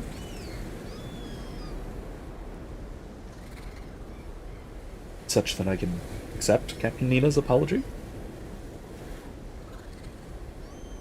No, the captain didn't Anyway, send sorry. us. She set Star Wars sail. reference. But we met your father. I know it's Very Nina. worried about you. My father. Oh, he must be so angry. I shattered his dreams and brought shame to our family. He insists I become a sailor, but he's never asked himself if that's what I want. Never mind. You wouldn't understand. My dear child, if you knew my family, you'd know that the domain of paternal shame is one I master completely. Go on. Weird way of Tell us saying about that. it. I get seasick, and I don't like being on the water. Okay. I'm terrified of the sea. How could I ever explain that to my captain? Or to my father, who comes from a long line of knots and dreams that one day I'll take over for him? Is that why you ran away? You were afraid of his reaction? Yes. But it wasn't just that.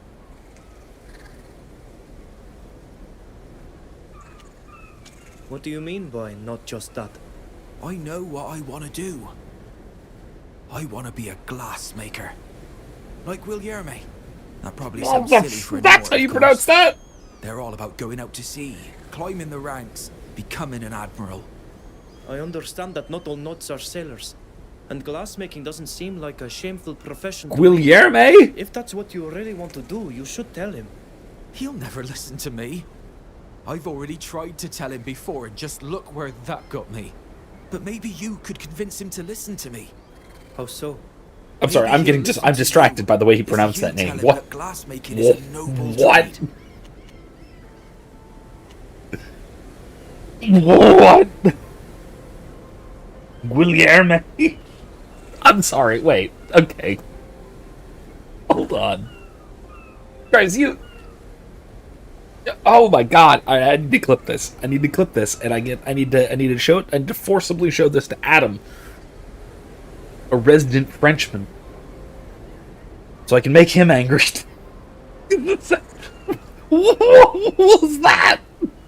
Here I have been this whole time for the last like 40 minutes of gameplay, been deliberately and carefully pronouncing Guillaume because that's how that's a French name and it's how it's pronounced. And then I talk to this guy and it's Guilherme. What? Oh. Okay, I can't decide whether that was a voice actor problem and that he saw it spelled on the page and no one told him how to pronounce it, and so he just winged it, or if that's deliberate, like by the writers trying to just not just sound directly just French. Oh my god, okay, that's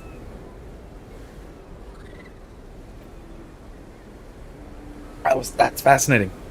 Okay. We can try to talk to him, but from what you told us, he might not listen. You're the first people to agree to support me. That's already a start, believe me. Before you showed up, I decided I'd rather throw myself overboard than disappoint my father.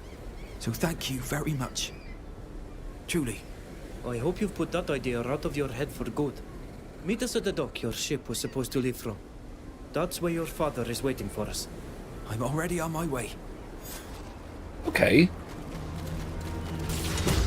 Oh, really?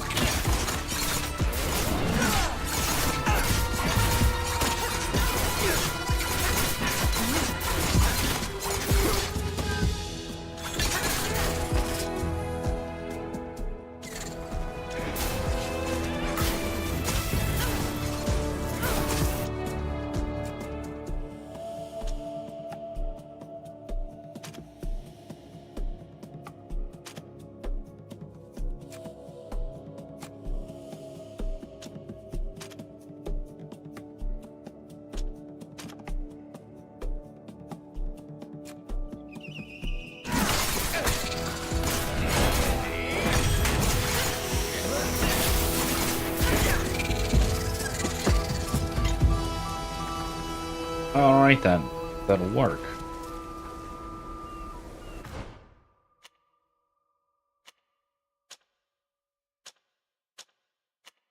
Oh. Okay, it's fast travel. Let's go back and, I guess we don't really need to talk to Guilherme. Oh my god. I'm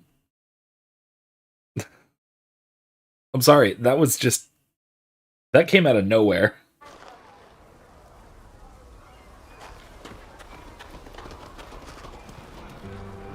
That's not how that's spelled, is that? I thought it was spelled with an R. Grace. So Grace says there's a French ice dance figure skater named Guillaume Cizeron. Cizeron? Is that right? I tried to search him up the other day, and I spelled it Guillaume. Guillaume? Guillaume? Oh, with an L. Or something stupid. Very wrong like that. Okay, well, that's the thing, is that French L, that R, the French R, is kind of pronounced like an English L. It's like an L. Al. You know?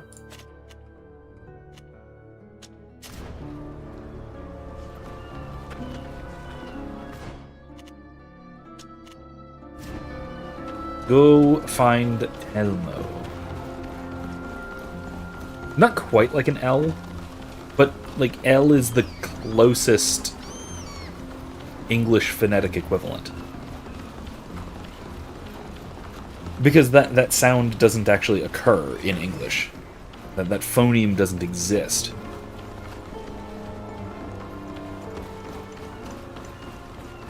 Honestly, there's quite a few of those little phonemes that exist in other languages that just don't exist in English. For example, I was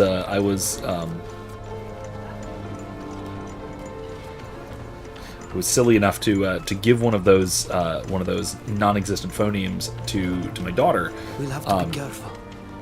We're not supposed to be here. Oh, this is not where we need to be.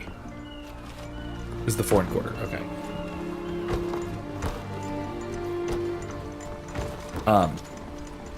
Because Saoirse is technically not pronounced it's R. It's Saoirse.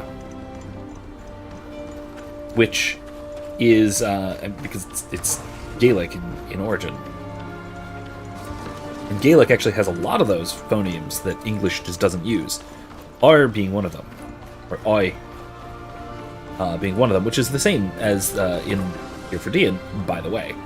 The Tearfridian accent uses that I exclusively. It doesn't actually have the English I at all. It doesn't use it. Which is a neat little element of the accent, I'll say. Or maybe I should say oil say. Alright, let's see. Diogo! You're home at last. Are you alright? I've been worried about you. Why on earth did you leave like that? Okay, now yeah, these guys sorry, have family Father. resemble. It's very strong. I needed a place to think. What the hell is there to think about? You're Oh, ship excuse me. You do realise that. Children, they're always thinking too much. But don't worry. I'm sure I can find a captain who'll take you on. Father. What? What now? Maybe hearing it from an outsider will help. An outsider with a strange accent. Oh, Grace says, no, Guillaume is an AU, not an R. Really? Then is that actually Guilherme or something? I just hadn't tried to spell it. I'd seen and heard it plenty. Just never seen it spelled before. Oh, really? That's very strange. I didn't realize that. We had a chance to talk to your son when we found him outside town. He doesn't want to become a sailor. What in the great depths are you talking about?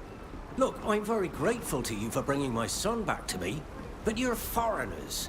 You don't know how things work around here. Okay, fine. Diogo comes from a family of Nauts. He's going to be a sailor like his father. Yeah, but there are Your Nauts son gets seasick. who do other Moreover, things. he has other ambitions. What are you talking about? Diogo? It's true, Father.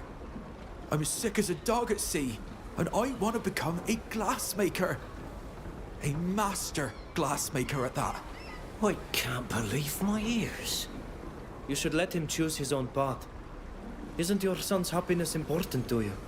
Of course it is, but this is just a passing fancy.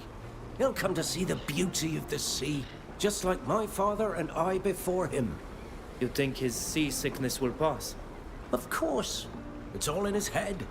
Please, Father. Why do you refuse Mine to understand? never quite did, I'll say. It's my life, after all. I still get pretty We are bad Nauts. seasickness, motion sickness. Our life is the sea. There's nothing to understand. That said, I haven't been out to sea in a while. Good long while. That is going to fail. This will probably succeed. By probably, I mean it will.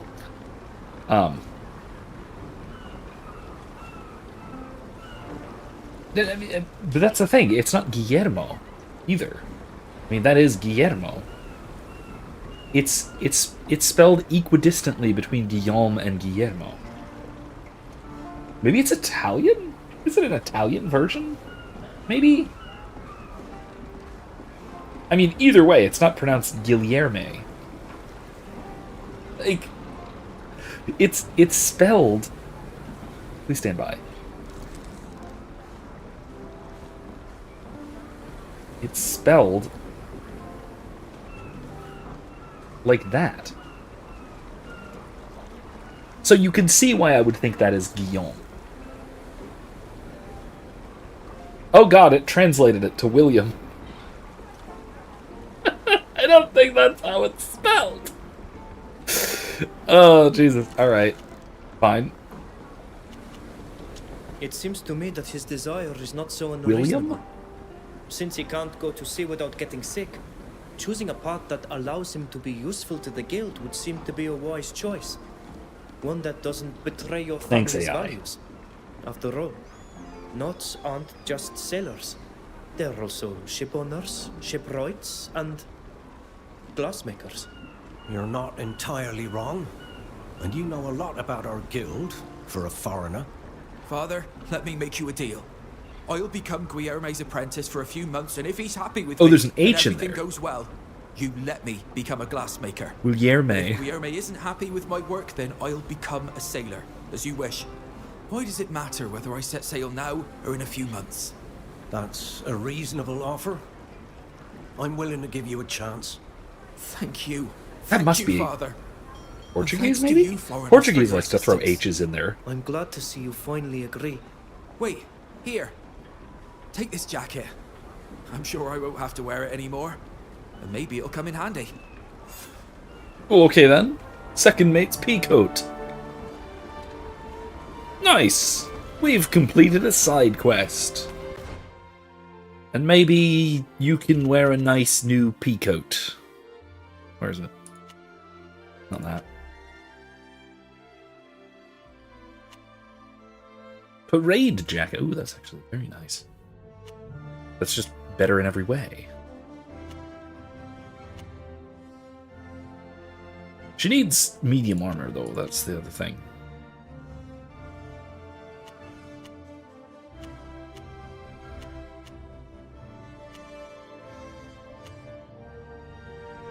It's light, though.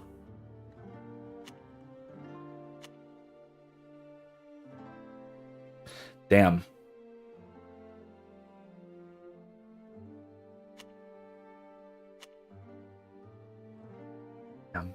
That is actually quite nice for her. What about me? What am I wearing?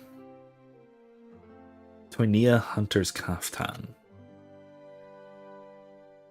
I don't like the look of it.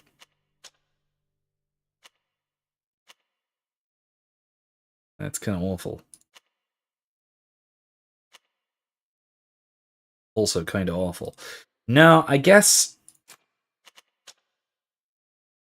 No, let's keep that. Yeah, no, I guess she could... I guess she can wear it. It's light armor. Which isn't great, but...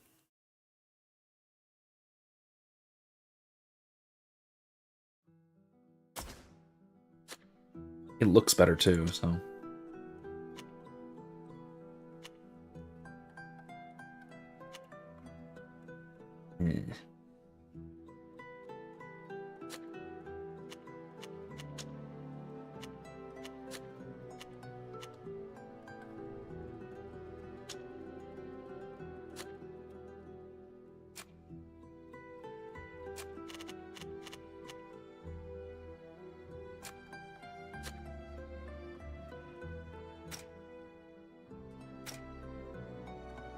All right.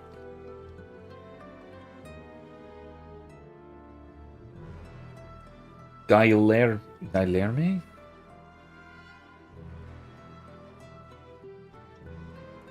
Guilherme?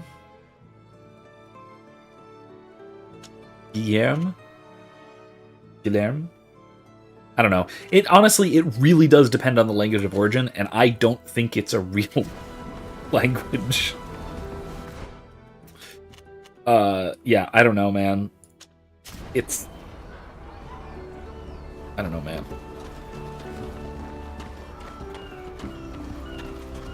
I'd love to figure it out, but...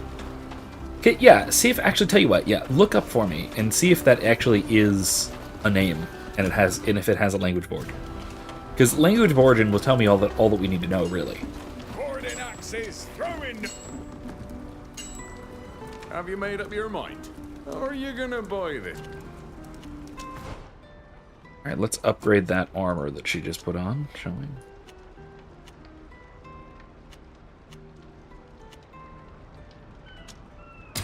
Affinity to power. Affinity to power. Noise. That's heavy armor? That doesn't look like heavy armor, like, at all.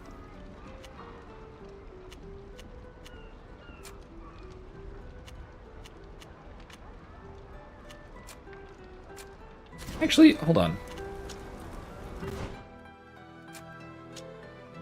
I know he's got Skyfire Hammer, but... Oh, that's it? Those are his only options? Oh.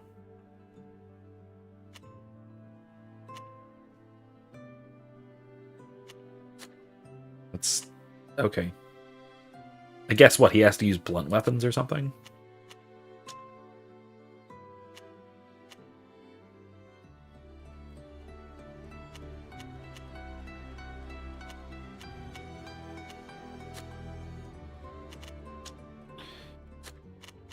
Yeah, that's weird.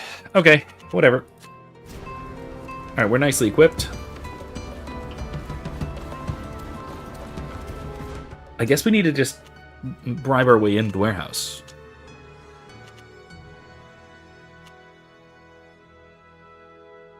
Because if we can confront him...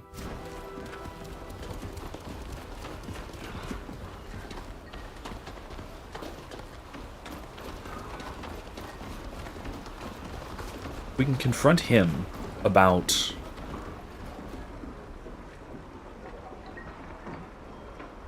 Okay, it's a misspelling of either Portuguese or French origins. Well, no, it's I did actually spell it wrong in the chat. It's got an H in it. It's that. Which also translates to William. Thanks, AI. Hey, buddy. Stop! Foreigners aren't allowed in this part of the... His nephew? Don't you remember us? Oh, of course.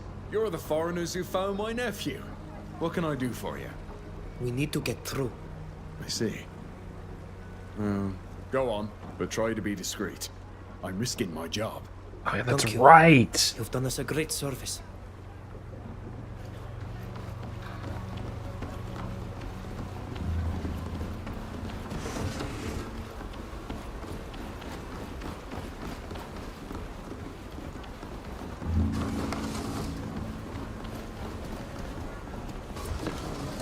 That is his, that was, what's his name's uncle. Cool. Steel cutlass. Oh, well, I could have gone this way. Switch my cape, the crafting cape. No, okay. I can't do it. Never mind. You're hungry. I can. I smell that you have cooked. It smells like you're cooking something.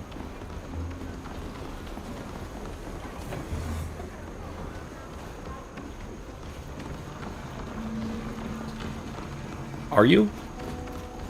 Am I correct about that?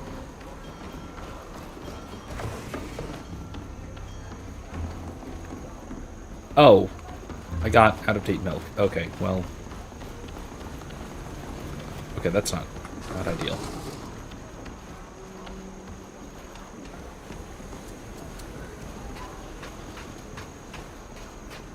Well, seeing as we already made friends with the guard, we can just kind of waltz on through here with no problems. We don't have to worry about getting caught. So that's nice.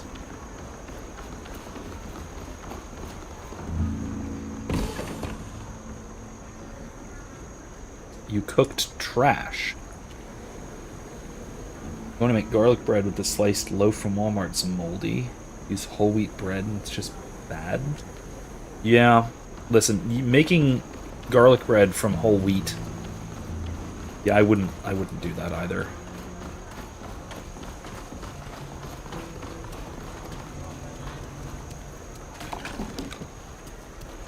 We're out of your ramen. Don't worry, it's on auto order. There will be more soon. You just need to be patient, I guess.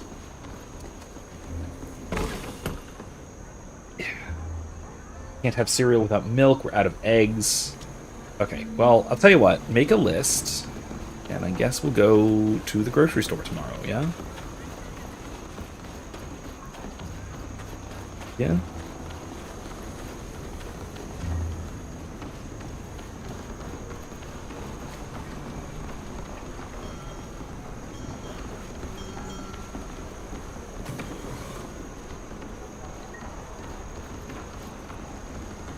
Or yeah, wait an hour for chicken nuggets.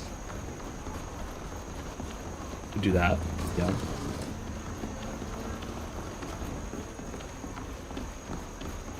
Very, really very quite penitential, I'd say. Really.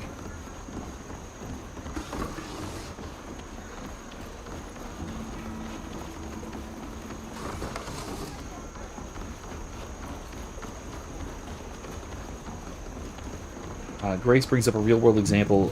DJ Padre Guilherme, or Guilherme, Catholic DJ priest from Azerim, Portugal. Okay, okay, so it probably is Portuguese in origin then.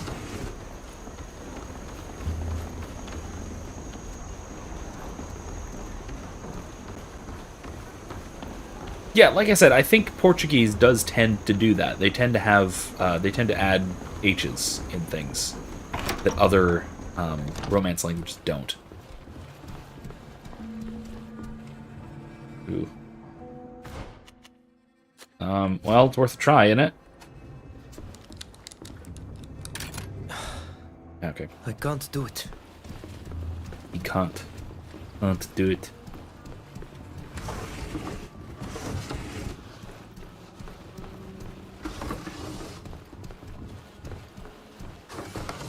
Okay. This isn't at all where I need to be looking, but I guess there's at least some loot. Okay, yeah, Portuguese in origin. Okay. Then, if it's Portuguese in origin, I'm willing to accept that it's pronounced really weird. That's fine. I'm willing to accept that. Because I will say, Portuguese pronunciation is usually quite strange. Again, by Romance language standards. It is the Romance language with which I have the least familiarity, so... No, nothing here. Okay, where's the guy I need to talk to? Where's that guy who went and accused me?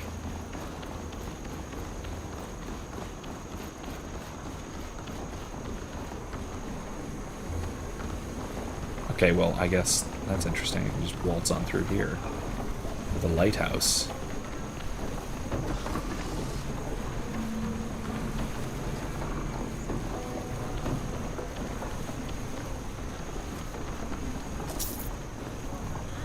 Coins. That's a nice sword.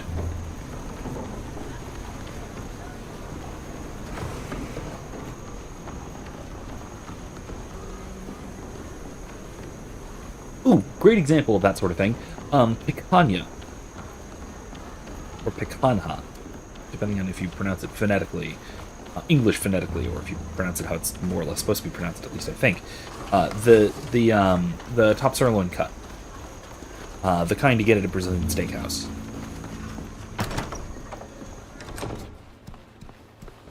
The one that, like, at the Brazilian steakhouse, the one that's sort of, like, curved, that's bent, if you want, when they have them on the spit.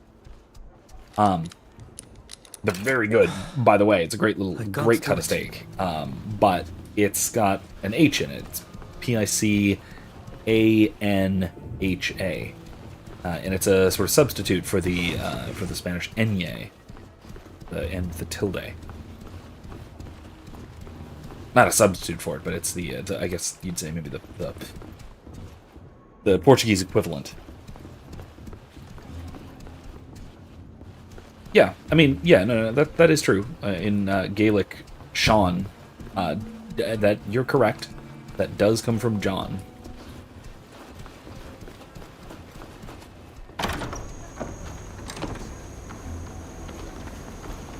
So yes, Sean is in fact a biblical name,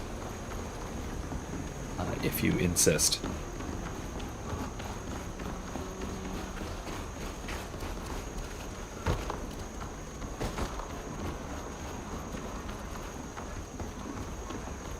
Yeah, if you insist on translating and transliterating, then yeah, Sean is biblical. This is not right now. Where is this guy?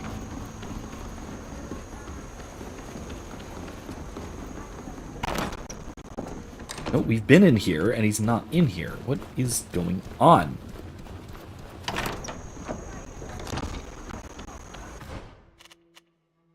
I'm the man who falsely accused you. Yeah, but like...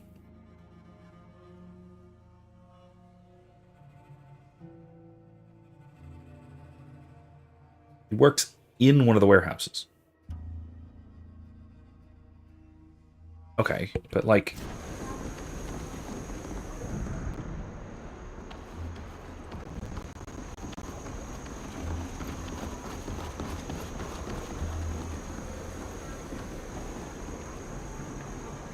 Could repair this, but why? I don't need to.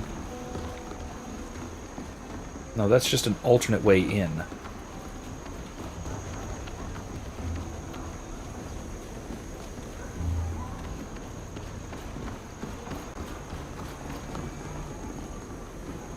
Yeah, there's no one in here I can interact with. Like, at all.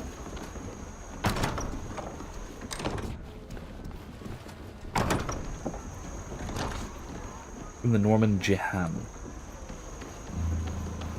Or Jehan. It might be a soft J if I'm not mistaken. Jehan.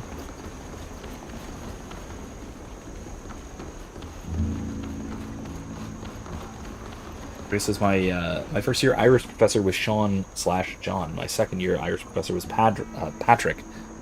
Or Padraig. My second year Irish conversation teacher was Orla.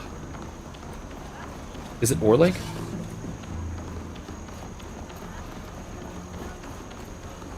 I forget how GH is typically pronounced. Can I mess with this? No, I can't. Some boards.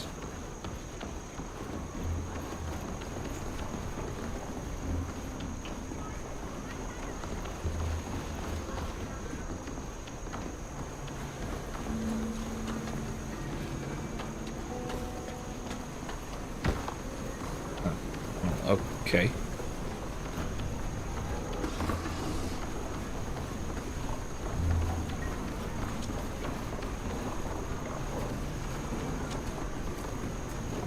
Oh, no, the opposite of that.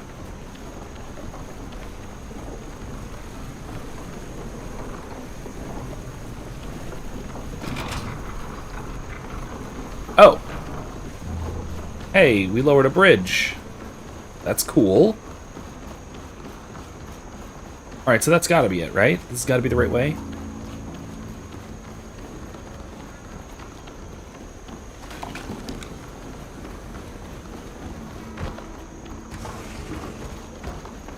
It's gotta be over here somewhere, I assume.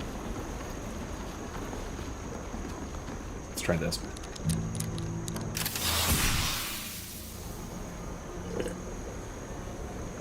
I leveled from stealing. Okay. Let's level, shall we?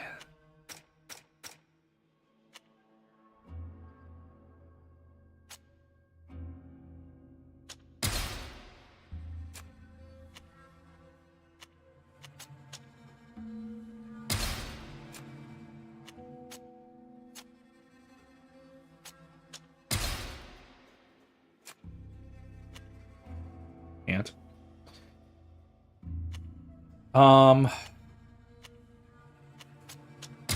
Endurance, I guess. Okay.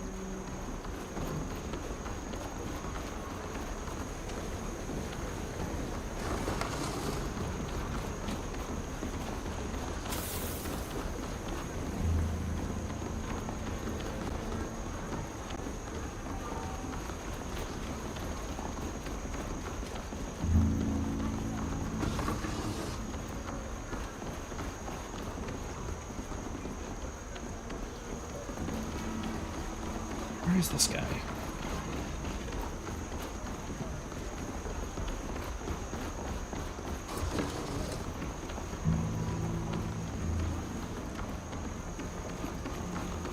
Oh, this is the other way through. This is the other entrance.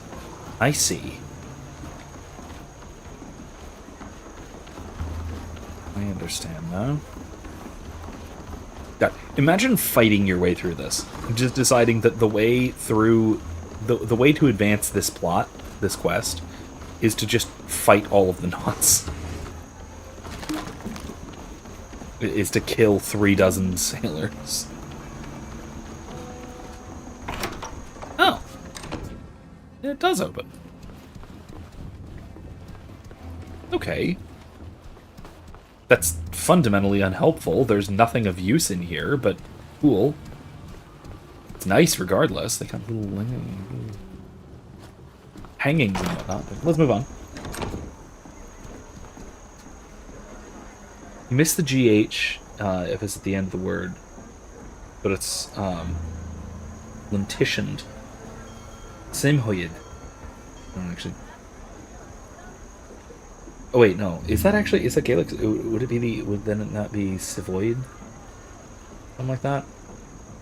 Say you're doing something like the name Grain, Grace, but it goes Grain.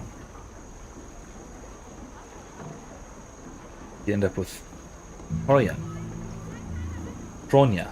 Oh, okay. Hronya. Okay, that makes sense. And so it's Hronya.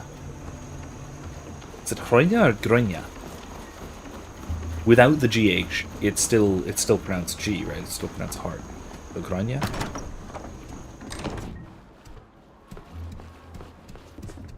Okay, there we go. Cutscene. You! What are you doing here? Duarte. You are not allowed Duarte. in the warehouses. You better leave if you don't want me to call the guard. We've come to see you because we know you have to testify against us. The head guard told us where to find you. Yeah?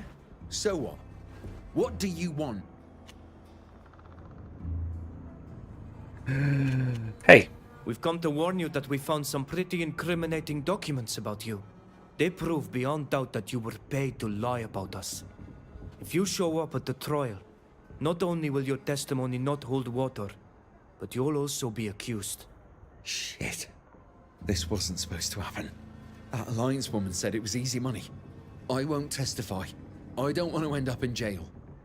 Without this liar to sing his little tune on the stand, the judge should clear our names. Well, that should do it, shouldn't it? Ooh, a pot full of coins.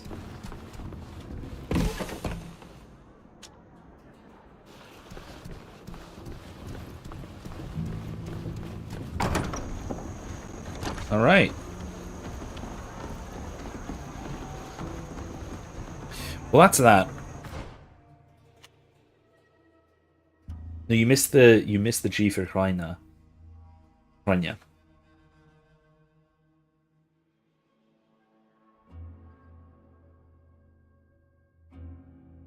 Rather than Gronya, which is if there's no GH. Okay. So if there is no GH, it's Gronya. And is that still the I thing? That little phoneme that's missing from English? Or is it just aw? Gronya.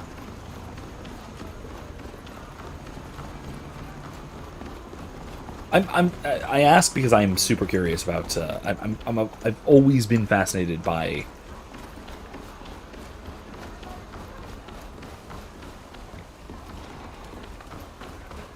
I don't know, pronunciation systems in different languages. We'll have to be careful. Mostly in instances of sort of non-Anglo, basically in languages that don't share a linguistic family with English. We'll have to be careful. We're not supposed to be here. You know, those are the most interesting to me. Which now that is, I can get. I suppose I could get into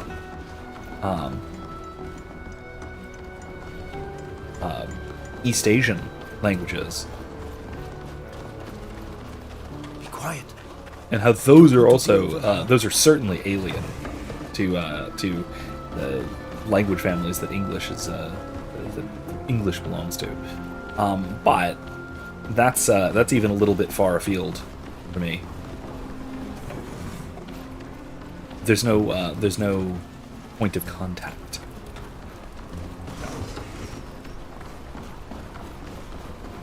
Like for Gaelic, at least, there's a point of contact.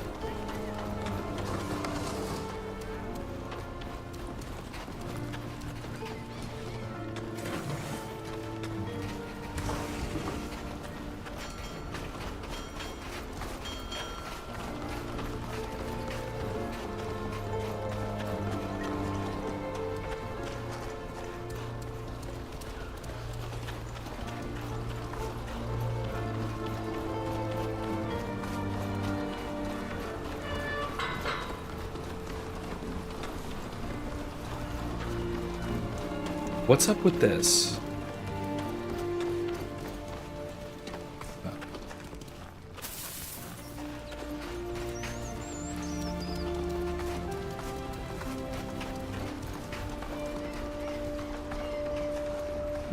Where I need to go?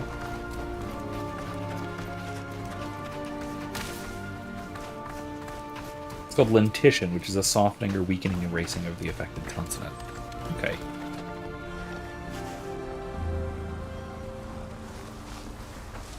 I actually don't need to hide here. I got in here fair and square, if I recall.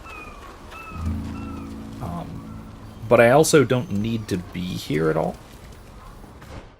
I'm just going to fast travel back to Council Square. Lentition. Okay. Again, that's one of those. That's a term that I probably ought to remember.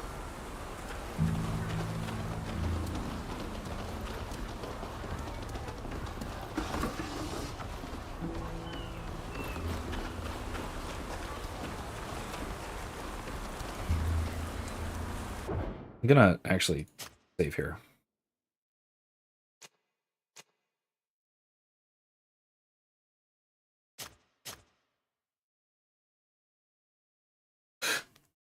Did I just click load? I just clicked load, didn't I? I'm an idiot. I mean, it's fine. It was minutes ago, but still.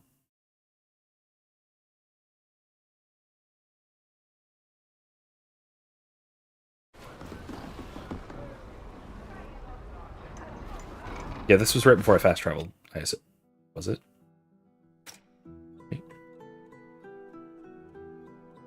Yeah, no, I did. We're good. We're good. I'm just gonna walk there this time.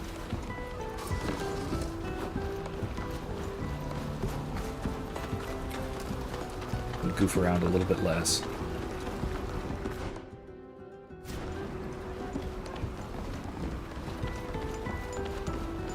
Let's stop over here and see what's going on with Barcelos' abode. Actually, don't even know who that is. Oh, Admiral. Okay. This Admiral. I'm sorry, young people, but I'd rather not speak until after the trial. As one of the judges, I can't afford to appear biased. Okay, fine. Reasonable. That's... I gotcha. I can respect that.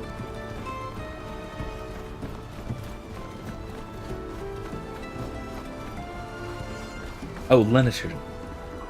Lenition. Okay. Lenition. I thought it was lentition for some reason. Maybe I just misread it.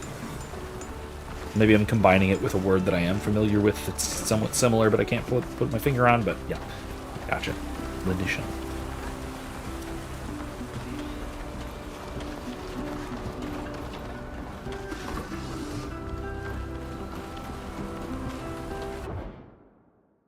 Okay. Save. Save. All right, let's do this, and then we'll call it a night after this, after the trial. There you are. Any news? Yes, actually. Preparations are underway on my side, but without your help, I'll have trouble defending you. Well, good thing I've got some evidence.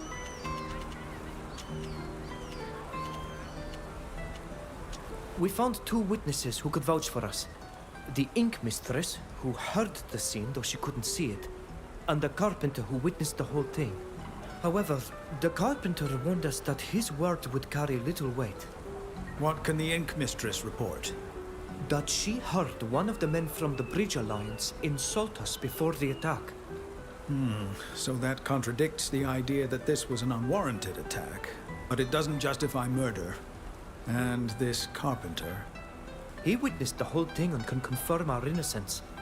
But he told us that his testimony wouldn't help us. I know who you're talking about, and he's not wrong. His past actions mean he's hardly credible.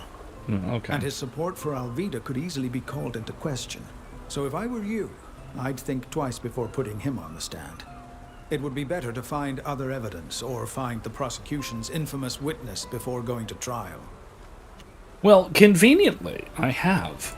We've spoken to the prosecution's witness, who won't be testifying at the trial. Excellent. I hope you didn't use any underhanded methods that could backfire. But this will give you a much better chance at clearing your names, as the emissary will have nothing to back up her accusations. The whole affair seems suspicious, but the witness's reversal makes me think there's more to it than that. There is. Some dark plot whose inner workings we may never understand. Funny, you're about to understand it. We discovered that the emissary has a hideout outside the city where she carried out business deals. She had documents there. I love the beyond patterning doubt on the that she collar was of his behind coat. The whole thing. I suspected as Like, much. look at that. But why would she do that? It's gorgeous. So that the Knots would have no sympathy for my people. That they would think we are savages, and would have no second thoughts about participating in our destruction. It's horrifying, and I'm furious at the idea that someone could You have don't tried to sound manipulate furious, our but people okay. in this way. This emissary won't get away with it. I promise. Can we throw her in the sea? I don't know anything about your justice system. What will happen during the trial? Everything takes place in the Admiral's Council Chamber, which you've already visited. The prosecution, represented by the Alliance's emissary, will present their evidence and their witnesses. We'll be able to cross-examine them, of course, and I'll follow your instructions. Then we'll present our own evidence and witnesses, so all you have to do is tell me who to call and what to present. The witnesses and evidence will be cross-examined by the emissary, who will do everything in her power to find weaknesses in them. Finally, the Council will present its decision, which will hopefully be in our favor. Okay, Grace says the Gaelic MH is a great example of a common lenition. That's different depending on where in the word it is. If it starts with MH, commonly this sounds similar to W in the middle of a word, like chevy or chevaux. It's more like a V. Yeah. Like it's. I mean, English has these, right? English has these sorts of lenitions that switch. For example, like sh goes from s to sh, and of course we have all of these phonemes of these softened consonants. It's just we don't always spell them consistently, or don't have anymore. At least, or in modern English, we don't have the same. We don't have ways of differentiating all of them. Like, for example, we have sh that is spelled sh, that pronounced sh, but we also have sh sometimes, or I mean, we have other combinations that are sometimes pronounced j, which is a vocative rather than a fricative sh, which in other languages, like Germanic languages especially, would be zh. Or like a better example in English, th can be pronounced either th or th, as in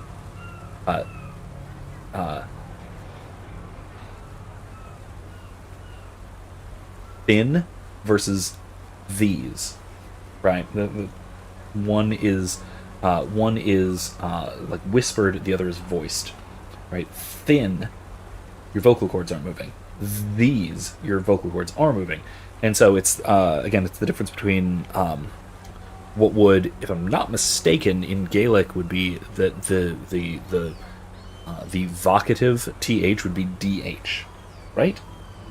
Gaelic does use that, right? Am I mixing it up with something else? In any case, I know that is those kinds of relationships between phonemes as represented by letters are utterly fascinating. Like D is a vocative E. Okay. Again, it's a voiced T, which again fascinates the heck out of me. Same with V and F. F is unvoiced V or fricative, and then V is voiced or vocative.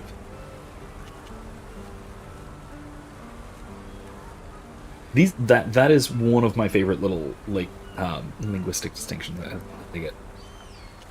All right, let's see. What are the consequences if we lose? As a rule, we don't sentence foreigners to death. It would be too risky since we are too dependent on our wealthy clients. But since you're accused of murder, you could end up in jail for a long time, or banished from Yuxantis for life if you're lucky. For Alvida, things are a little different. Although it's rare for a Naut to be sentenced to death for the murder of a foreigner. But if we lose, she'll lose everything. Her rank, her freedom.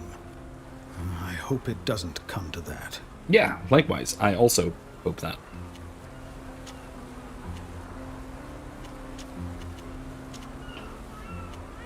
All right, let's go. We think we're ready for the trial. I think we have more than enough to clear you. Remember to give me all the documents I'll need to show, as well as the names of the witnesses, and we can go. Don't forget that during the trial, it will be up to you to tell me who to call and what to share. All right, let's do this, shall we?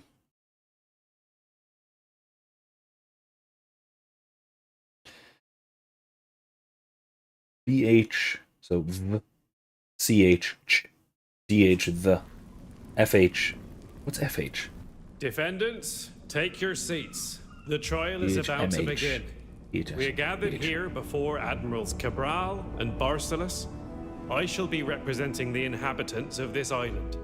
Our aim is to clarify the events that took place in front of the Ink Mistress's workshop, which led to the deaths of several of the Bridge Alliance emissaries' escorts. The emissary will represent the prosecution. Is the emissary here and ready to present her arguments? I am. And I will prove, beyond the shadow of a doubt, that these savages murdered my escort. I know this is petty, but she's also quite the ugly. defendants are Captain Alvida and the group of foreigners who are her guests. They are represented by the master of the shipyard. We are also ready. Very well. The prosecution has the floor. Your honors, Nauts, I come here to seek justice for the lives of my men who were murdered on your streets. And I will prove to you that these savages are the killers. Please explain how your men ended up in this part of town, when they were supposed to be part of your escort. I'd given them the afternoon off, so I assume they were sightseeing.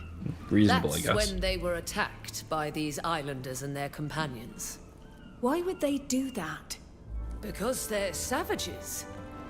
Ever since my people first set foot on Tir Fredi, we witnessed nothing but savagery. They constantly reject any form of progress. They kill people, massacre them if need be, and then pass themselves off as victims. They lure far more sophisticated people into their nets and make them pay for their crimes. Which explains why these eminent representatives of other peoples from the continent, as well as Captain Alvida, are here. This whole speech sounds like an indictment, but you haven't provided any evidence. This is true. Do you have any evidence or witnesses to call? I do. I call Longshoreman Duarte to the stand. Well? Wait. Where is your witness, yeah. emissary? I don't have the slightest idea. You're wasting our time, emissary. Do you have any other witnesses? I'll call the head guard. The head guard didn't show up until after the fight. Don't worry. We can cross-examine him if you wish. Very well. Can you tell us what you witnessed that day? We were on patrol in the neighborhood, and a longshoreman came to tell us that some savages had attacked a group of Alliance foreigners. We got there as quickly as we could, but by the time we arrived, the savages were putting away their weapons and the others were lying dead on the ground. Is there any way they could have just been passing by and had drawn their weapons to assist my men? No, they were covered in the men's blood, and we saw them finish off the last one as we approached. There I guess. I'm sorry. I wish we'd gotten there sooner. We could have saved your men. You did your duty. What could you have possibly done in the face of such savagery? What happened next? We wanted to arrest them, but the master of the shipyard intervened and reminded us that we could only arrest the captain. A law that's difficult to swallow when it's obvious that the ones it benefits are the true culprits, and the innocent must shoulder the burden of their crimes. In the context of this court, you will abstain from criticizing our laws, emissary. That would be a reasonable criticism. I have no further questions to this witness. Does the defense wish to question the witness? But yes, of course. A moment, though. So, yes, this law is somewhat open to criticism to an extent, insofar as it could, in theory, be abused by bad actors. This actually kind of relates to something I was talking about last week. What happened? Oh, okay. That it is it is a perfectly civilized system, where foreigners are permitted to live, work, trade, etc. here in Exantis, but they have to be directly sponsored by a native, essentially, of sufficient standing. And that sponsor takes legal and presumably even financial responsibility for the foreigners that they invite. Which I think is, honestly, frankly, just about the best possible immigration system that you can have.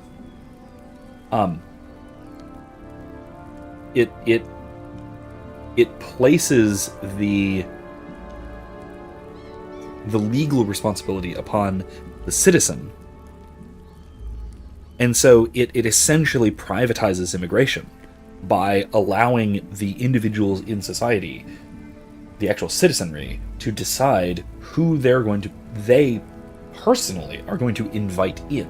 And so if they invite someone in who is not up to snuff, so to speak, right? Then what we wind up having, right, is the immigrant, or in this case, our dear native, our dear Tir Fredian here, gets expelled. They're deported, and the one who invited them in is held responsible for their crimes or their destitution or their debts or whatever.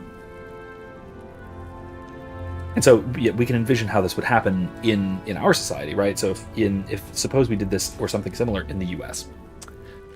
Suppose somebody wanted to immigrate to the U.S. What they would need to do is find a sponsor. That could be an employer. That could be a family member. That could be a spouse, right? So we could do,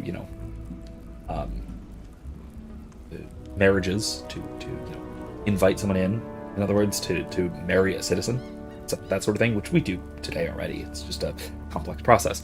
Or it even could be a charitable organization.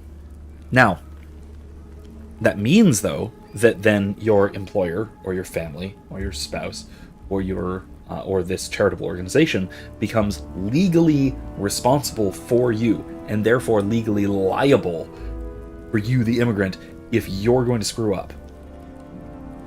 That means that gives them the incentive, the sponsor the incentive, to make sure that you don't misbehave and that you are a productive member of society. Right? So I think that this is a fantastic way to handle immigration, even if it isn't going to lead to full naturalization or citizenship. No, it could. You could just say, if on the sponsor program that you are a productive member of society for X period of time, then you can apply for citizenship or something like that.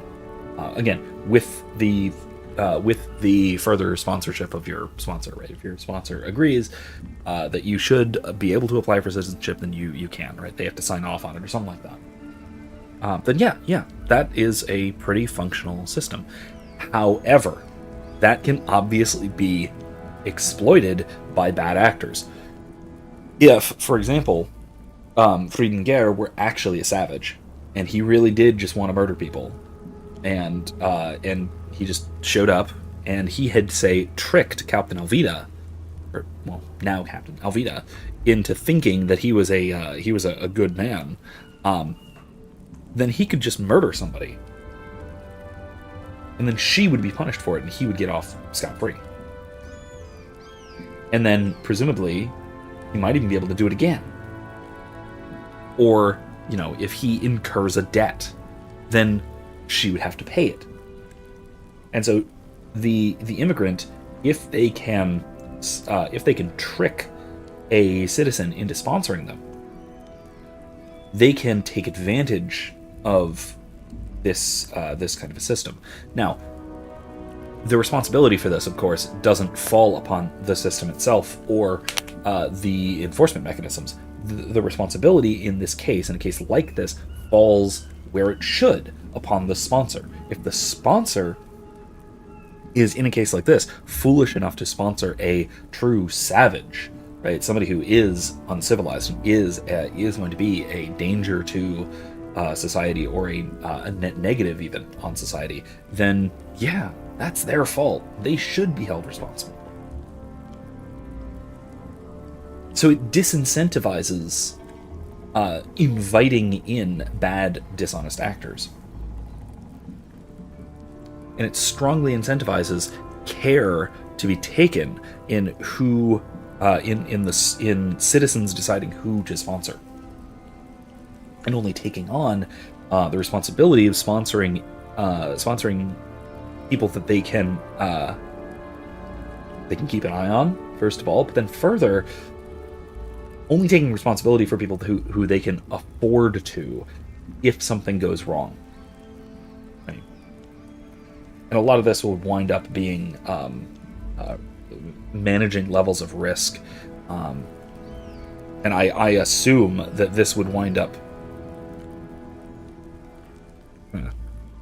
Maybe this is a danger to this system. But I could envision sponsorships for pay. Right? It would almost be like an insurance insurance system, where if you want to immigrate but you don't have an employer lined up, you don't have family involved, you can't find a charitable organization to sponsor you, you could pay something like an insurance company to sponsor you for a period of time. And if you screw up, then yeah, they have to pay. They've got to pay out, but you've been paying a premium to them. And so it works just like any other kind of insurance system. So yeah, I could see something like that working out as well. Now that could, again, incentivize people to prey on that kind of insurance system. And it could incentivize insurers to be in some ways unscrupulous with how they choose who they're going to sponsor. But again, I think it's a potentially interesting system, and it's probably, I mean, it's obviously an improvement over what we've got now. So yeah, I like that this game includes a system like this. I think it's a neat. Anyway, yeah, maybe I'll include that little bit in the potpourri episode as well. That might be fun. Anyway, let's keep going. Let's cross-examine. Ask him if he can confirm who started the attack. According to your own testimony, you did not witness the attack, yet you arrested the captain. Well, those men have been killed, and it was obvious that the captain and her friends were responsible for their deaths. Really? Would the scene you discovered have been different if these people were the victims of a vicious attack and were only defending themselves? I suppose the scene would have been the same, yes. But the longshoreman? Since the longshoreman isn't here, what he told you can't be trusted. What was the first thing the defendants said to you when you tried to arrest them? They were only defending themselves. Thank you. I have no further questions. Now that the prosecution has presented its evidence and witnesses, it's time for the defense to present its case. It's our turn now. What would you like us to present first? All right, let's do witnesses first. But okay, yeah, no, that's a good example, Grace, of FH. Okay, so it's far. Wow. Okay, so yeah, Dulaman Frarega is that's a great example from another, also one of my favorite goofy little tunes, Seaweed from the Ocean. Yeah, I love that from Celtic Women. That's one of the songs that we played in that marching band halftime show. I think it was senior year of high school. It's a good one. Let's do witnesses first. I call the Ink Mistress to the stand. Good. Can you tell us what happened during the attack in front of your workshop? I was inside my workshop at the time of the attack, and unfortunately, I didn't see the fight. That's a very useful testimony. The prosecution will refrain from commenting until the floor is opened. Can we just drown her? Continue, mistress. I'd like to do that. I didn't see anything, but I did hear what happened. I clearly heard someone shouting something before the fighting started. Can you tell us what was shouted? Not entirely, but I distinctly heard the words savage and traitor. It was a native who was shouting as he threw himself at my men. No, I didn't recognize the voice. It wasn't any of the defendants. It was a different voice. What's more, there you go. I'd like to add that the defendants were thoughtful, not the savages they've been made out to be. Thank you, Mistress. It seems clear that the attack was preceded by insults that were proffered by the emissary's men. This contradicts her version of the events.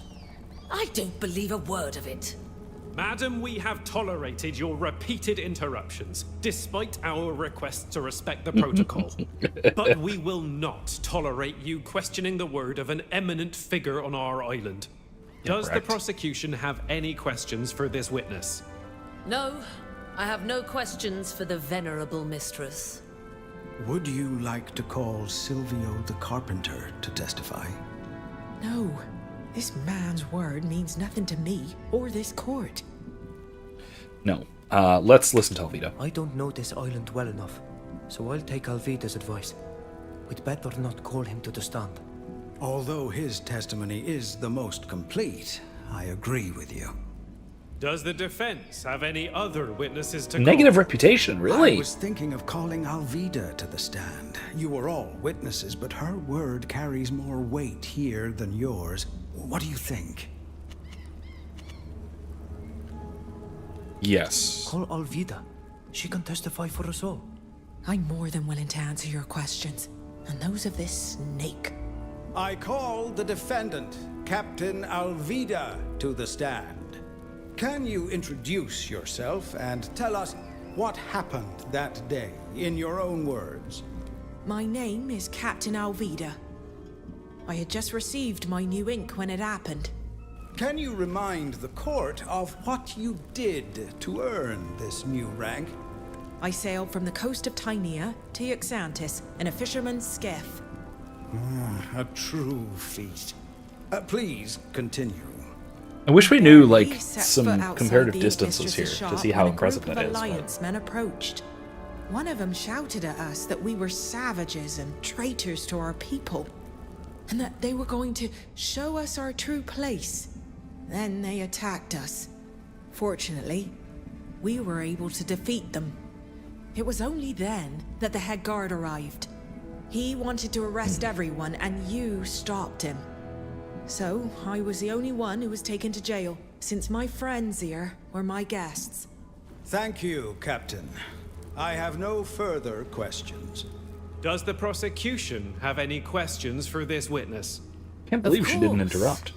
Captain, are you sure your savage friend here didn't attack my men before you had time to see it?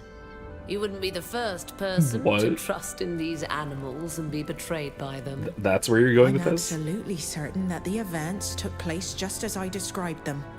And please don't compare my friend to an animal.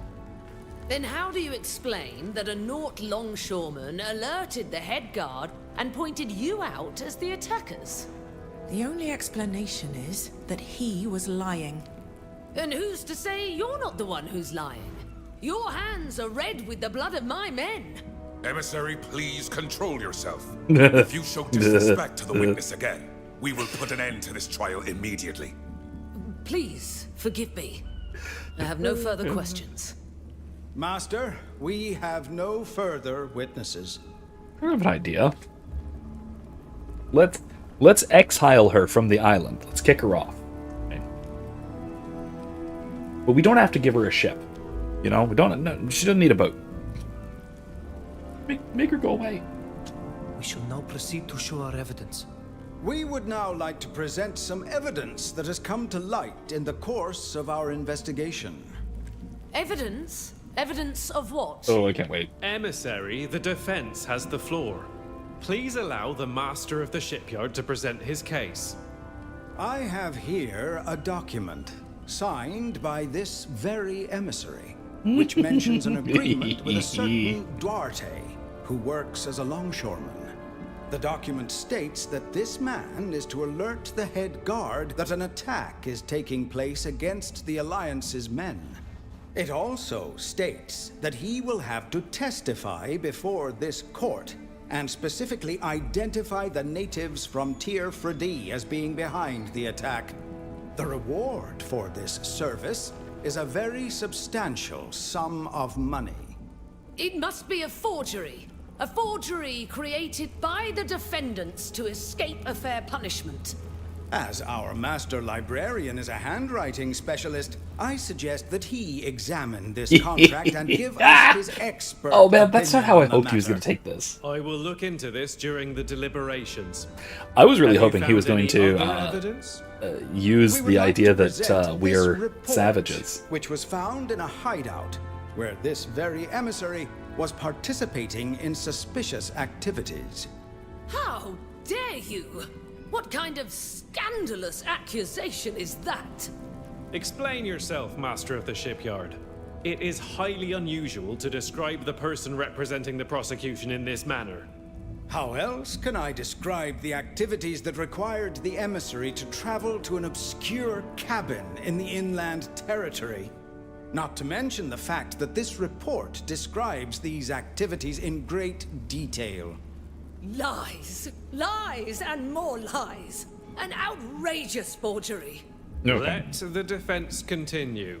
The emissary and her men were obviously making deals with some of our more law-averse Nauts to smuggle Law-averse. contraband.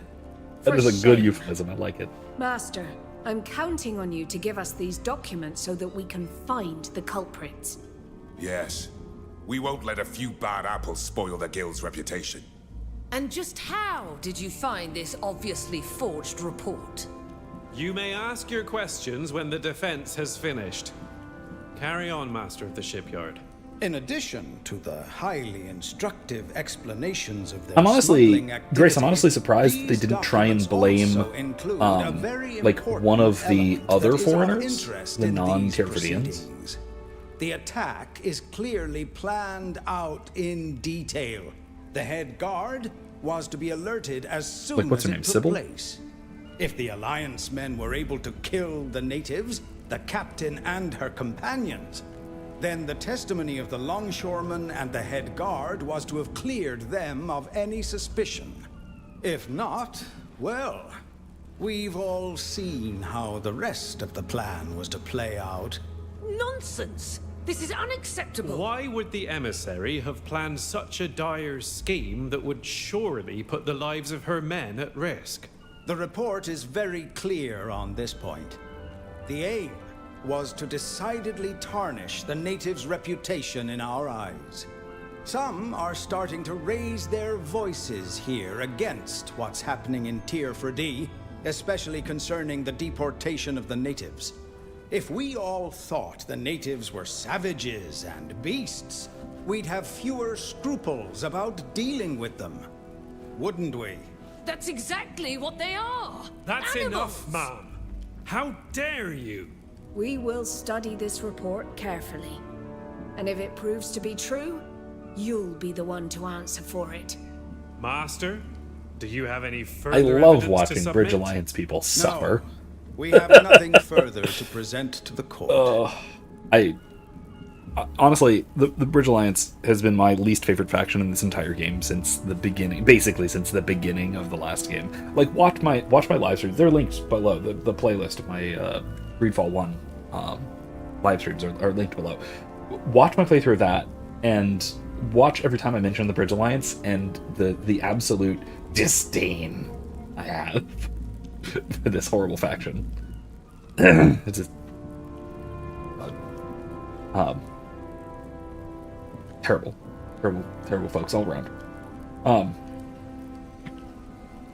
Anyway, so before we do this, I will say, on the subject of the previous game, I think, so far at least, we're not that deep into this game, so I don't know if I should pass this judgment so quickly, but I think I might prefer the first game to this one. Part of that is that I think that the combat system in the first game was smoother, the more action-oriented one.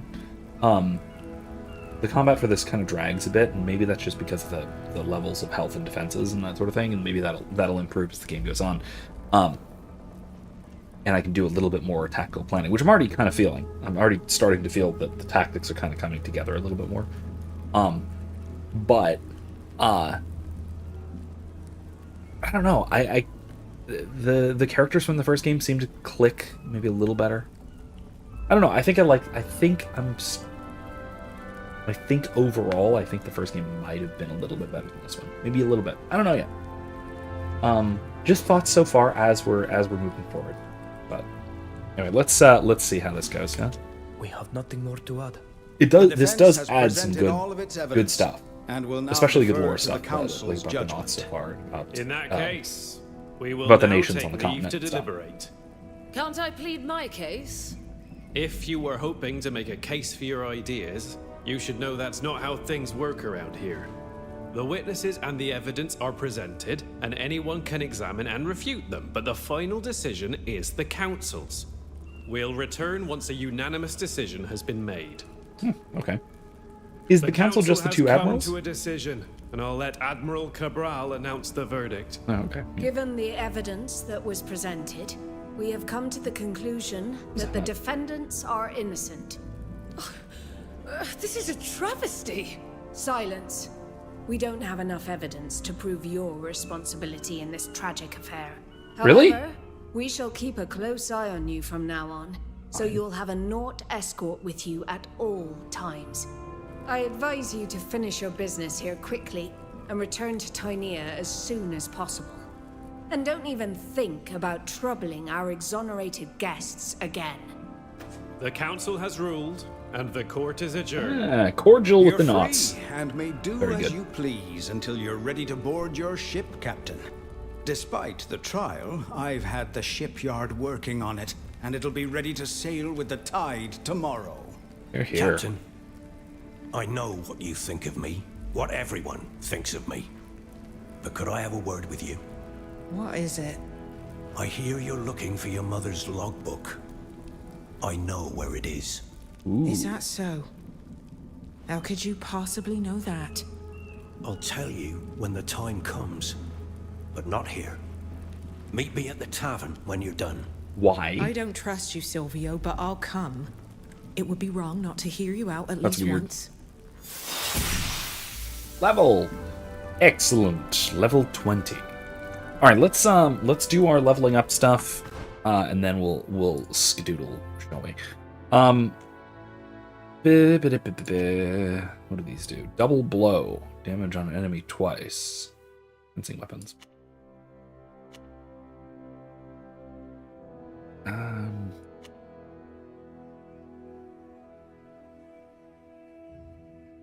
It uses a gun. That's tempting. That's quite tempting. Healing though.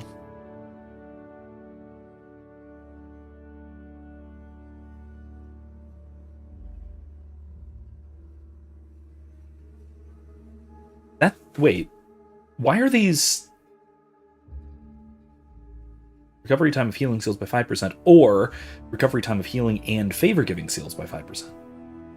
That's just like the right option is just strictly better. I don't understand. Weird. Double blow. Master Duelist, 3% damage when attacking a single enemy. Maybe I'll do that. Now let's go with the gun. Let's go with gun skill. Attributes, agility. Yeah. Okay.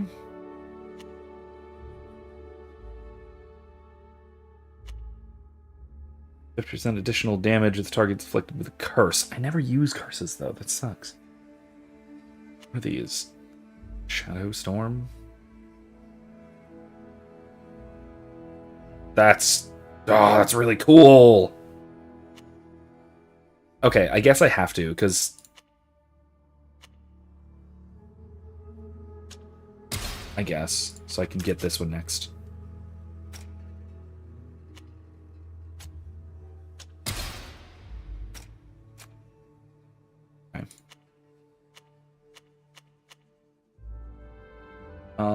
Okay, unfair shot. That's the same thing I just got for myself, basically. Hunter's Mark applies mark. Execution.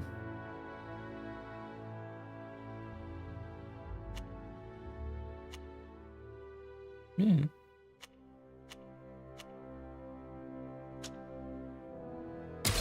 It's better.